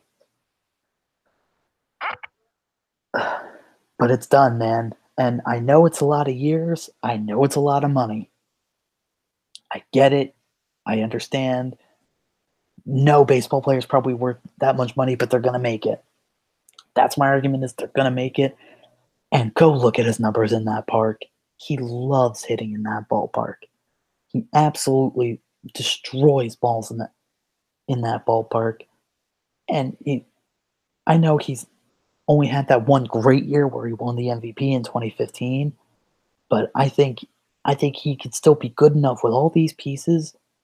This lineup is scary, man. And in regards to no opt-outs or anything like that, he didn't want any opt-outs. He wanted to go somewhere. He dropped the line, I think, about close to a dozen times in his press conference. He wanted somewhere to grow his roots or sow your roots or whatever the saying is. But he and his wife wanted to go somewhere where they know they could stay there. They know they could start a family there. They know that when their families come, they can feel comfortable knowing that they're going to be there. So, and as I said when we did our free agency prediction show, this feels like a match made in heaven to me because this dude is a gamer. I know he gets hot and cold. I know there are times where he's not the most likable guy. Believe me, as a Phillies fan, I've experienced it. But this dude seems like he wants to win. And with this much young talent on this team, oh, and another big Phillies move this offseason, extending Aaron Nola to avoid arbitration years. Bravo job by Matt Klentak by getting that deal done because this dude, getting into the top 3 in Cy Young voting, he had a stellar year. Pay the man. He's your ace. Pay the man. Mm-hmm. So with this lineup, and the rotation to me is the biggest kind of hazy spot. But after landing Bryce Harper and adding that much star power to your lineup, you go from being one of the teams that, oh yeah, maybe they can make a run this year, turn some heads, to, oh wow, the Phillies are in this year. Mm-hmm. They are going to make a run. If they're not the favorite, they have to be a favorite for the NL East. I'm going to start there. I'm not saying World Series or bust yet. I think that's a little out of hand because it's baseball. Guys got to take time. Guys got to gel together to really become a powerhouse. But yeah, I think this has to put them as one of the favorites in the NL East. And this is a division that, like you said, it's the most improved division. Could be a 4-team race. It could be. Because, and you go ahead. Keep going. Because the Washington Nationals, yes, they lose Bryce Harper, but you still got Soto, who, again, had a phenomenal year last year. Is Adam Eaton still their center fielder? Is their right fielder. So is Soto in center? Bryce Harper leaving opens up a spot for Victor Robles. Yeah. I think Victor Robles is going to be in center and Soto's going to be in left. I could be wrong, though. I'll double check. I'm pulling up. Yeah. So they've got Soto in left, Robles in center, Adam Eaton in right. But still, that's still pretty damn solid outfield. Trey Turner's still a good leadoff hitter. Brian Dozier at second base, not bad. Anthony Rendon can be very consistent. You get Yan Gomes. And oh yeah, you added Patrick Corbin and Anibal Sanchez. Yeah, when everybody thought Patrick Corbin was going to be bound for New York Yankee pinstripes, the Nationals say, "Oh no, we have something to say about that." That's one of the scariest top 3 in rotation in baseball right now. That might be up there with the Indians as the scariest top 3 of a rotation in baseball. Mm-hmm. That's terrifying. That it's going to go Scherzer 1, Scherzer 1, Strasburg 2, Corbin 3. Yeah, that's and then Anibal Sanchez 4th. Yeah, and they lost Gio Gonzalez. And there's still a potential that they get him back. Yeah, still a free agent. Mm-hmm. But going back to the Phillies for a second, we got a little ahead with the Nats, but that's all right. I mentioned this in the Q&A a couple days ago. For the Phillies this offseason, it wasn't just about them adding players. It was literally they took every wrong from last year and fixed it in one offseason. Mm-hmm. They needed a clubhouse locker room guy, so they get Andrew McCutchen. Oh yeah, I didn't even bring that up. Yeah. Do I think they overpaid him a little? Yeah, but I still think he's a good like you said, a locker room leader, a veteran who's been there, done that, and in that ballpark, because he was never going to fit in San Francisco. No.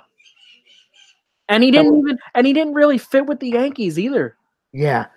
But I think back in the National League, maybe it's the state of Pennsylvania that needs to hype up Andrew McCutchen, because yeah, right. Being back there, being in left field, I definitely think that I don't think he's going to go back to being the MVP Andrew McCutchen, but if he's still at least reliable Andrew McCutchen, and he doesn't even have to bat in the top half of the order, you could hunt him 6th, 7th, or 8th.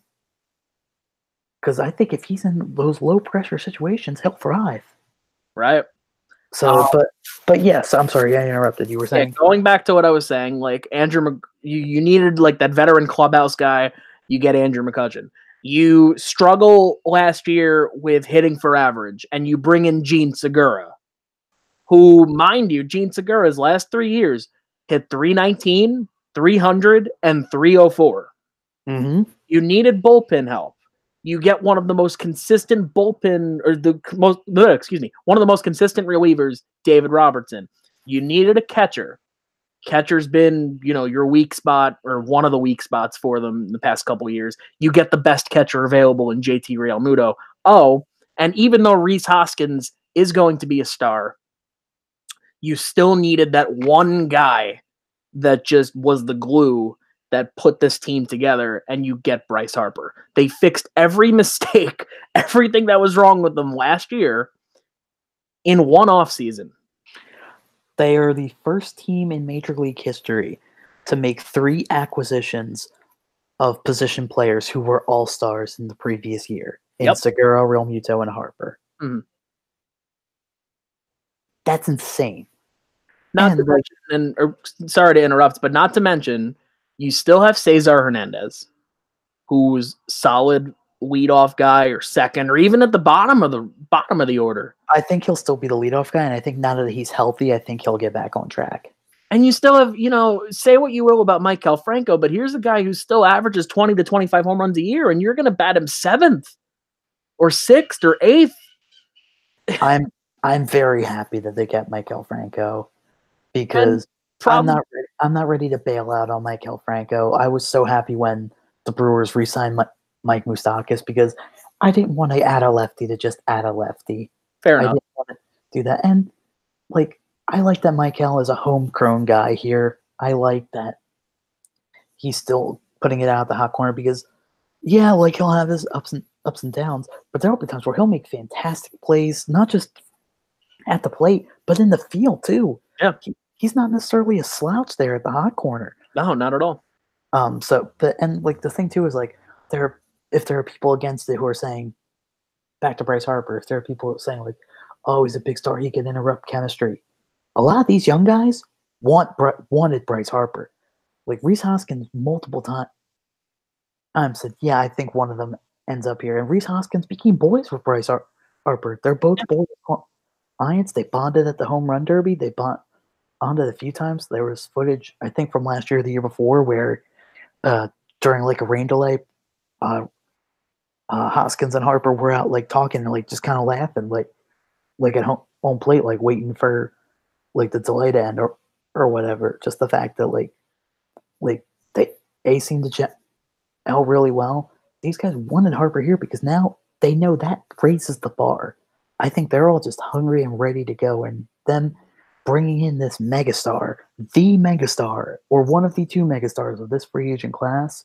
If I'm a young guy on that team, like a Scott Kingery or whatever the case may be, my playing time's going to go down a little, but guess what? That's going to motivate me that much more, that this team is saying, we want that guy because we believe that he's going to help us get over the hump and get back to championship glory. Mm. So we talked at the Phillies. I jumped the gun and talked a little bit about the Nats. Do you want to talk about your Amazons? Oh, goody. Because they're a little bit of a dark horse team. They, I think, are one of my sleeper teams in the NL. I'm more confident this year than I was last year.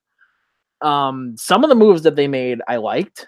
I liked that they traded for Robinson Cano, and in that same deal got the best closer in the AL last year, Edwin Diaz. Mm-hmm. And typically when pitchers go from the AL to the NL, stuff happens. Magic happens. Yeah. Getting a guy like Jed Lowry, a lot of Mets fans looked at that as a little bit questionable. I actually liked it coming off of a, career year last year. Again, a guy you can slide anywhere in the infield. Yeah. If I'm looking at spring training right now, and everybody keeps saying Pete Alonso, Pete Alonso, Pete Alonso, Pete Alonso. Right now, we might be dealing with an opening day first base platoon of Pete Alonso and Dom Smith because they're both raking in spring training right now. And Dom Smith looks hungry and Pete Alonso looks hungry.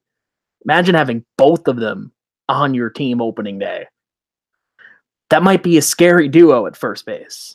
And not to mention, you still have Michael Conforto. You still have Brandon Nimmo. Brandon Nimmo coming off of his breakout season last year. Conforto started off slow, but got better in the second half. And by the way, you still have your big three in DeGrom, NL Cy Young Award winner DeGrom, Noah Syndergaard, and Zach Wheeler. Oh, and by the way, they finally learned from the Travis d'Arnaud problem that Travis d'Arnaud is not your starting catcher. So they went after Wilson Ramos.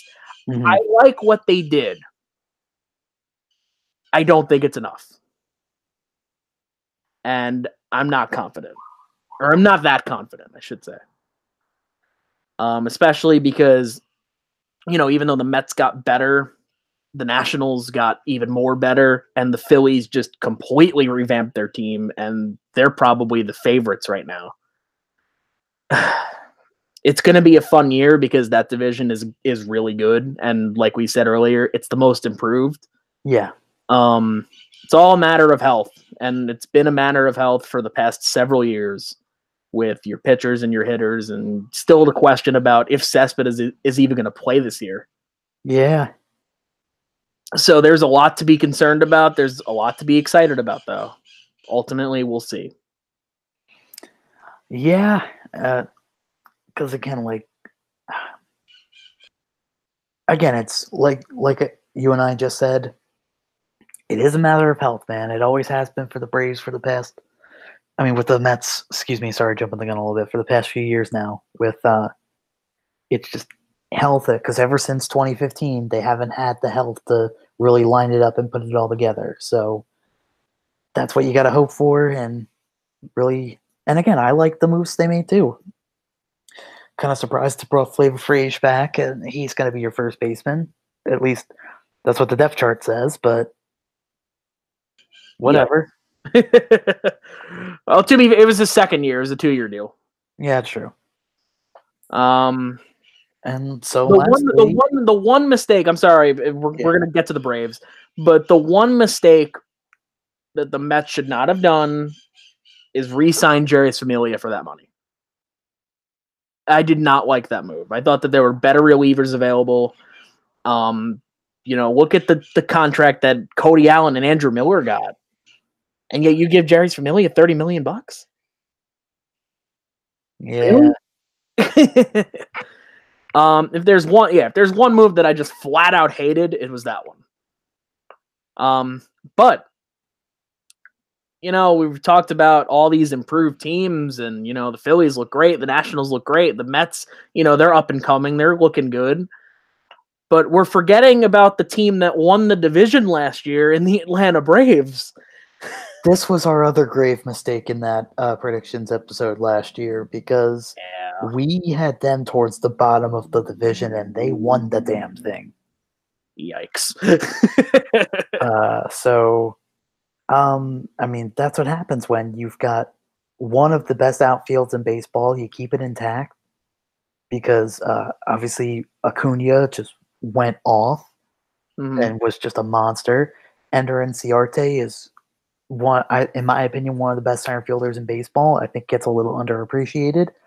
And instead of going after Bryce Harper for right field, you bring back Nick Markakis. Love that after his career year. Yeah.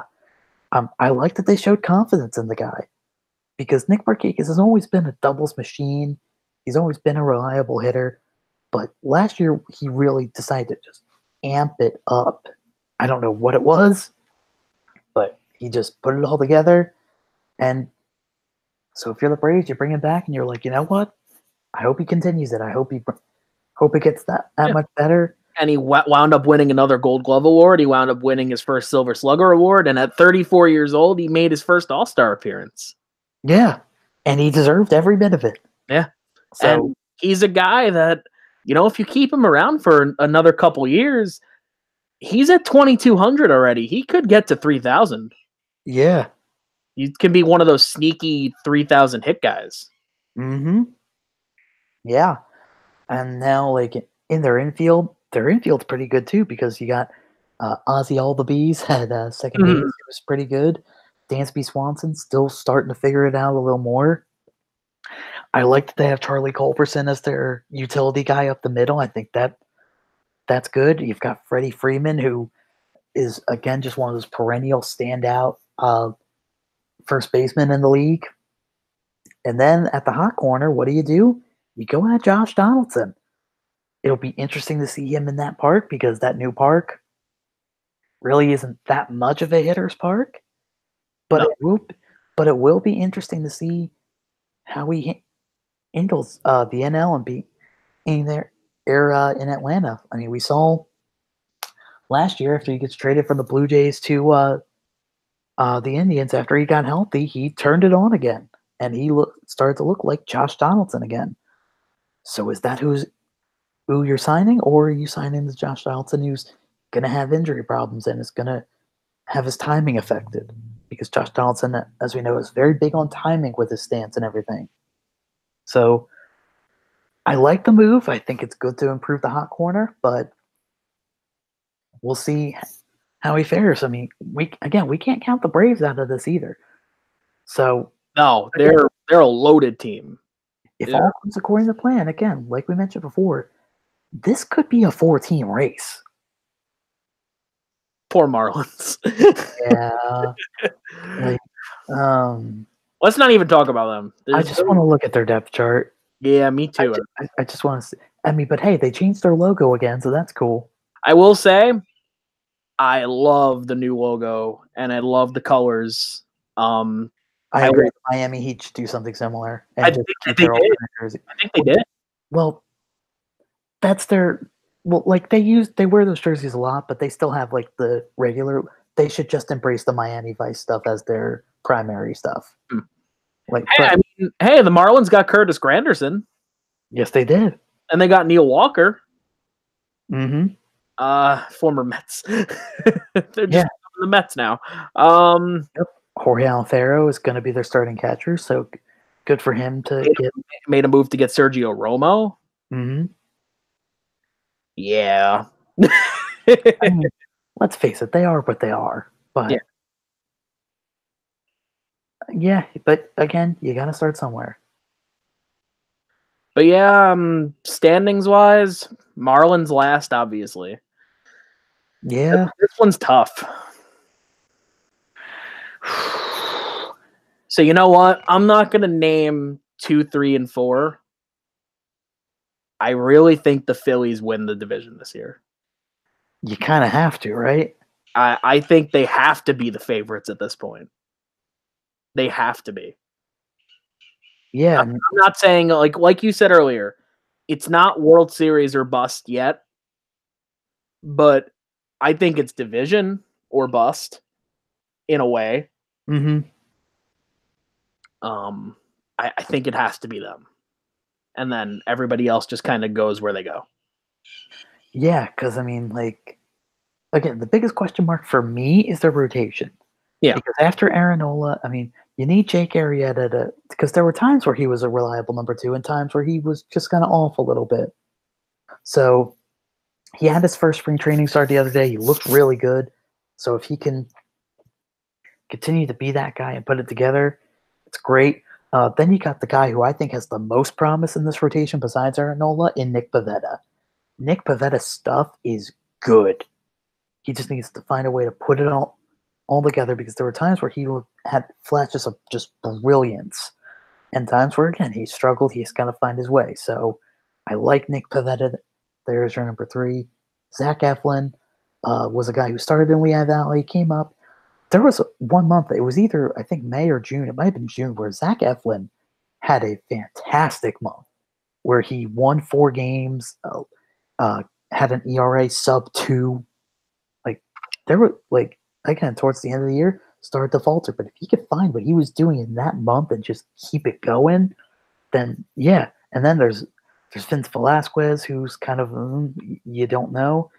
Then there's question marks like Jared Eichhoff, who's had major league time, and Yel De Los Santos, who might have to be an arm out of the bullpen, but looked really good in AAA a little bit last year. Ranger Suarez, who showed flashes of brilliance in AAA last year. Cole Irvin, who's a lefty. I don't know if he's on the 40 man. I think he is now, but he was the International League Pitcher of the Year, and he was just a consistent, dominant left-hander.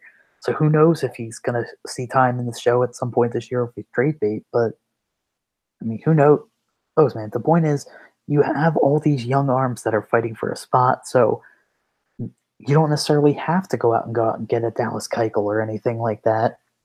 You don't even really have to make a trade. I think the Phillies are looking at it from a point of, we like our guys right now. As they should. The outfield situation is going to get a little interesting because people are wondering now, like, do you deal Nick Williams? But right now, Odubel Herrera and Roman Quinn are dealing with injuries. And oh yeah, Roman Quinn's out of options. Mm-hmm. Now, and I think Roman Quinn can be a good, reliable center fielder, and he's going to steal you a lot of bags because the dude's fast as lightning.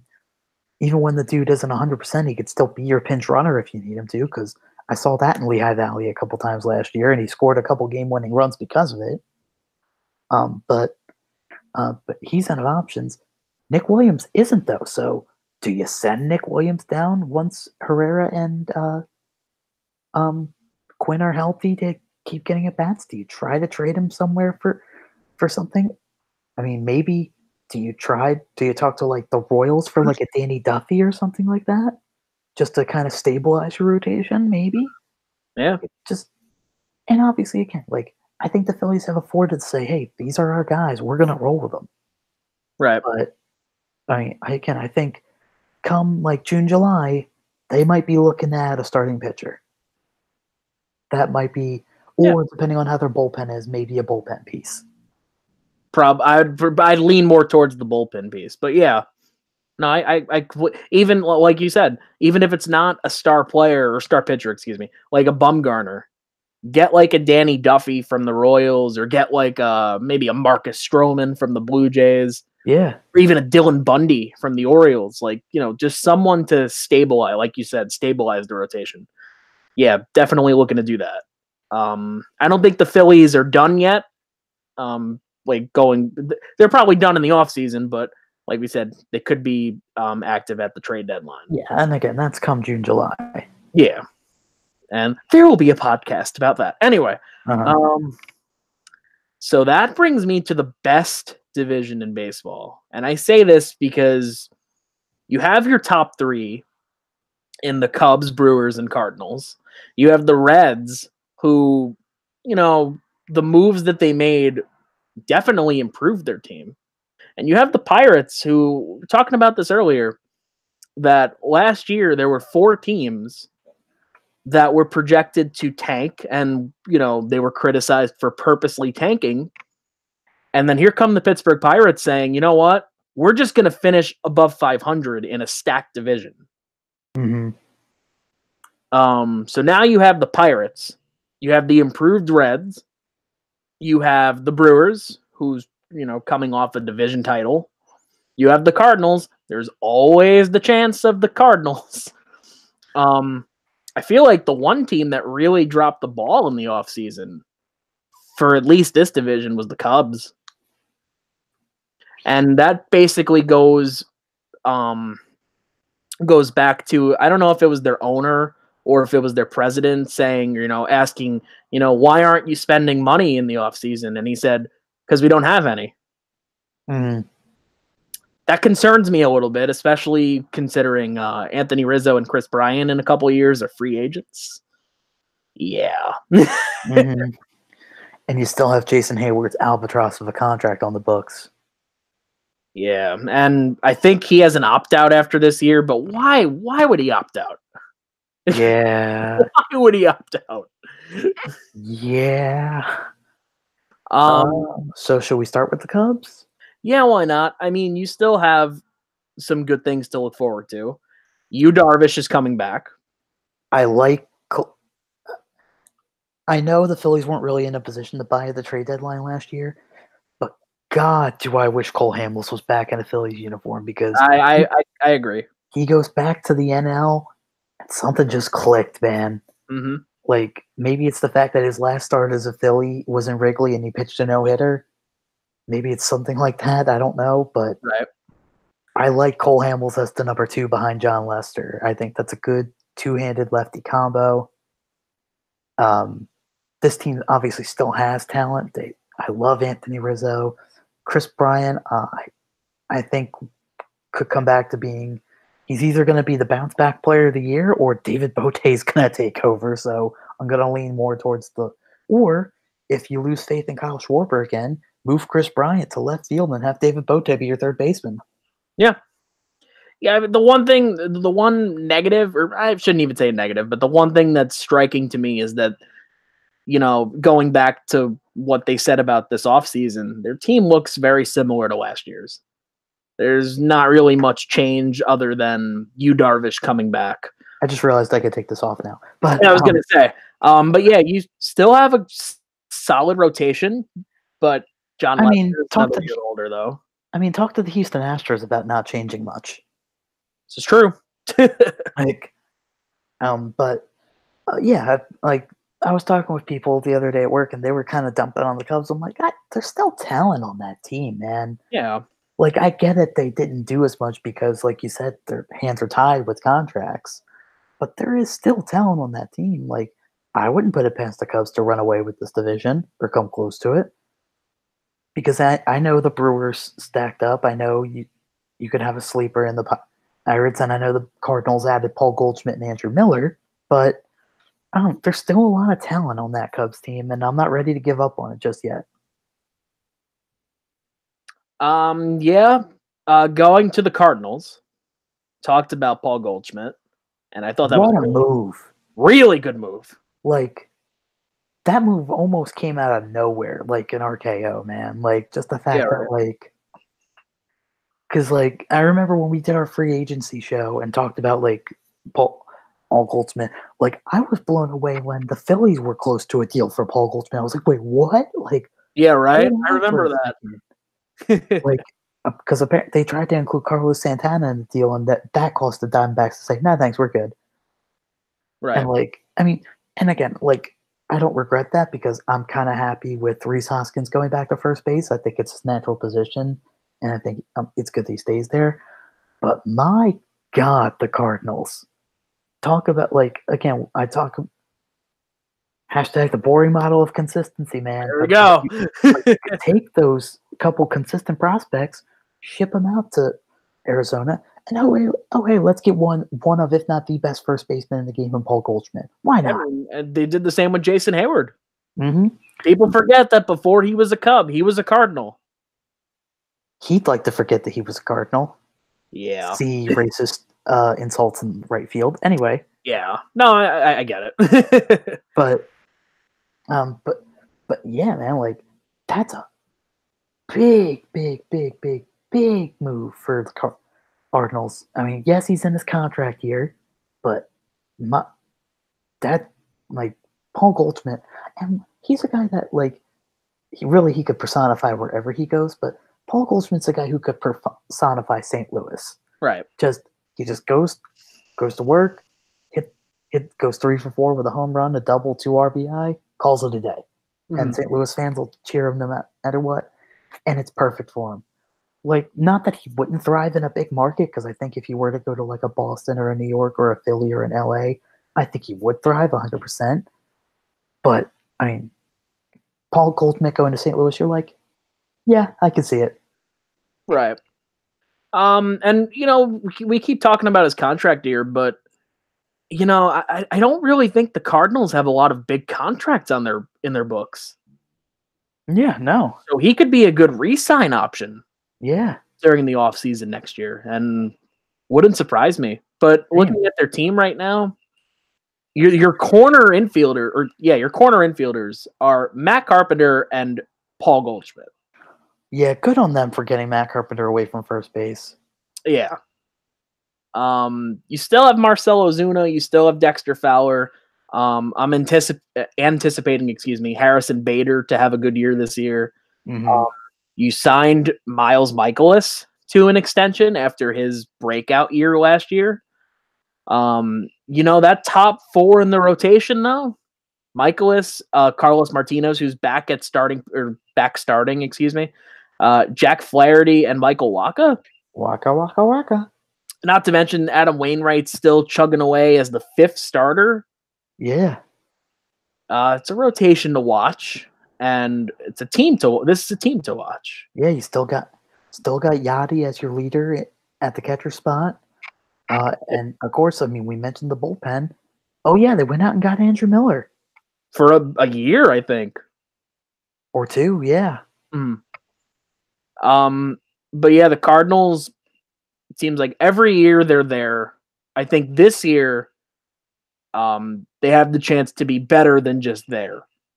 Yeah, I agree.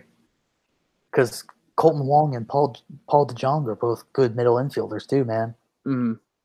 Like, this could be another team that, again, like, it's the Cardinals, so they'll probably just, like you said, they'll be there. Yeah. At least they'll be there. Going back to what I mentioned earlier about the tanking teams last year, even though the Pirates did finish above 500, they're probably the team least likely to make a splash this year. Not saying they don't have talent on their team, because they do. See Corey Dickerson, see Starling Marte, see Jamison Tyone, see Felipe Vasquez, Chris Archer. I like Josh Bell. Signing Lonnie Chisenhall as a def move. You get first, third, and outfield out of him. Still have Francisco Cervelli at catcher, but I guess he's good enough to stay there. I like Francisco Cervelli. Yeah. If I can say his name. Honestly, if the Phillies didn't trade for JT Realmuto, I would have wanted them to try to trade for Cervelli. Yeah. Because I think he's a very reliable starting catcher. Getting Keone Keela from the Rangers. I think they did that last year, but I thought that was a good move too. Mm-hmm. Yeah, it's a team with some talent. Yeah, I couldn't agree more. Like, this, again, this could be like a sleeper team, and it's another team that like just has like, it's a good baseball market. Really, it's a good market for all sports, and just a beautiful ballpark too. Like, I'm taking a trip out to. I'm gonna see the Phillies at Wrigley and in Milwaukee this summer, but we're gonna stop in. Me and my girlfriend are gonna stop actually in Pittsburgh because one of my girlfriend's best friends lives out there. So we're gonna try to. I'm so excited to go see PNC Park and it's a beautiful park. See the Pirates play the Rockies probably. Ooh, so that'll be fun. Nice. Mm-hmm. But so anyone in the Pittsburgh, Chicago, Milwaukee areas in the summer, yeah, right. Ira Harper will be there at some point. Yeah, he'll take autographs later. But no, like you said, there's definitely talent on this Pirates roster, and you talk about dark horse candidates. If the Pirates can make everything click, there it is. There's your dark horse. Yeah, another dark horse, but it's also a team that made a splash in the offseason. Cincinnati Reds. Hashtag tweak your friend, man. Yeah. Going out there and basically dumping Homer Bailey, but getting back Matt Kemp, Yasiel Puig, getting back Alex Wood, getting Tanner Roark from free agency. They don't even have Matt Kemp listed as a starting outfielder. No, the fact that Matt Kemp is a backup outfielder for you, not bad. Yeah. Not to mention you still have your daunted infield. I love Joey Votto. We all know that. It's well documented. Yeah. Eugenio Suarez had a phenomenal year last year. As did Scooter Gennett, and even Jose Peraza had a good year. Yeah. I like Tucker Barnhart as a starting catcher. And he's got to polish it a little bit. You got Kirk Casale as his backup. Yeah. And also you have your established closer, Raisel Iglesias. Mm-hmm. And you know what? The rotation is definitely an issue or not an issue, but a concern, I should say, because of Luis Castillo's health, because of Anthony DeSclafani's health. But you back them up with Sonny Gray and Alex Wood and Tanner Roark. It's underrated, I would say. Not really, not really great, but still good enough. Yeah, I agree with that. That only leaves the Brewers. And, I guess the best way I can put this is you're the division champion until someone knocks you off, and I still think that they're going to be. The one thing I will say,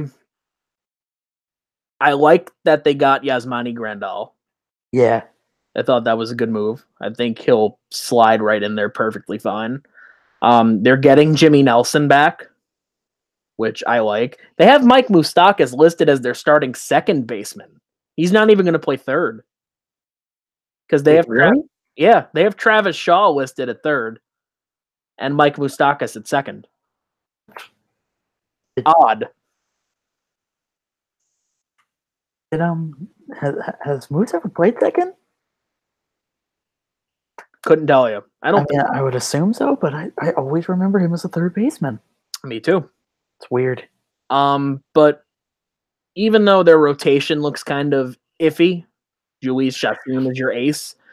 That bullpen of Jeffress, Knievel, and Hader. Yeah. What more can you really say? Other than chances are, if your starter screws up, you have the bullpen to back him up. So that's the reason that the Brewers, I think, are a force to be reckoned with. And I think that they repeat as division champions. They definitely can, man. I mean, again, you talked about this being the best division in baseball, and I mean, based on all the teams top to bottom we listed, and all of them have like at least reasons to be very optimistic. So, this Brewers team definitely can make an impact again. They could keep on keeping on. It's gonna be the Central and East in the National League are gonna be fun watches. 100%. For standings wise, I'm gonna put the Pirates last. I'm gonna put the Reds fourth, and believe it or not, I'm gonna put the Cubs third. Wow. And the Cardinals second, and I have the Brewers repeating. Wow. I'd go. It's tough, man. I'd go. It is. Yeah, Pirates 5, Reds 4.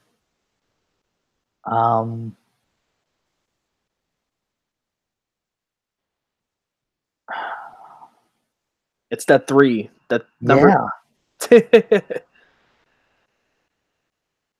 Oh my God. I'll keep Milwaukee at the top, but I'll put Chicago at 2. Okay. Fair enough. Just again, dare to be different, but I mean, if the Cubs do fall to third, I wouldn't be surprised with that either. Yeah. And that's it. Mercifully. Right? Can we finally play some baseball already? Like that means something? Oh my goodness. Thank you, Tyler, for coming on this long podcast. Hey man, I felt shorter than the past couple of years. This is true. We did go over the 2-hour mark, but not that much over. So yeah, not that bad. Like I said earlier, you like this video, leave a like. You don't, leave a dislike. If you like this channel and you want to see more content, then subscribe. If you want more people knowing about us, then share these videos. And if you want to like our Facebook page, go do that. You can join our Facebook group. You can follow us on Twitter.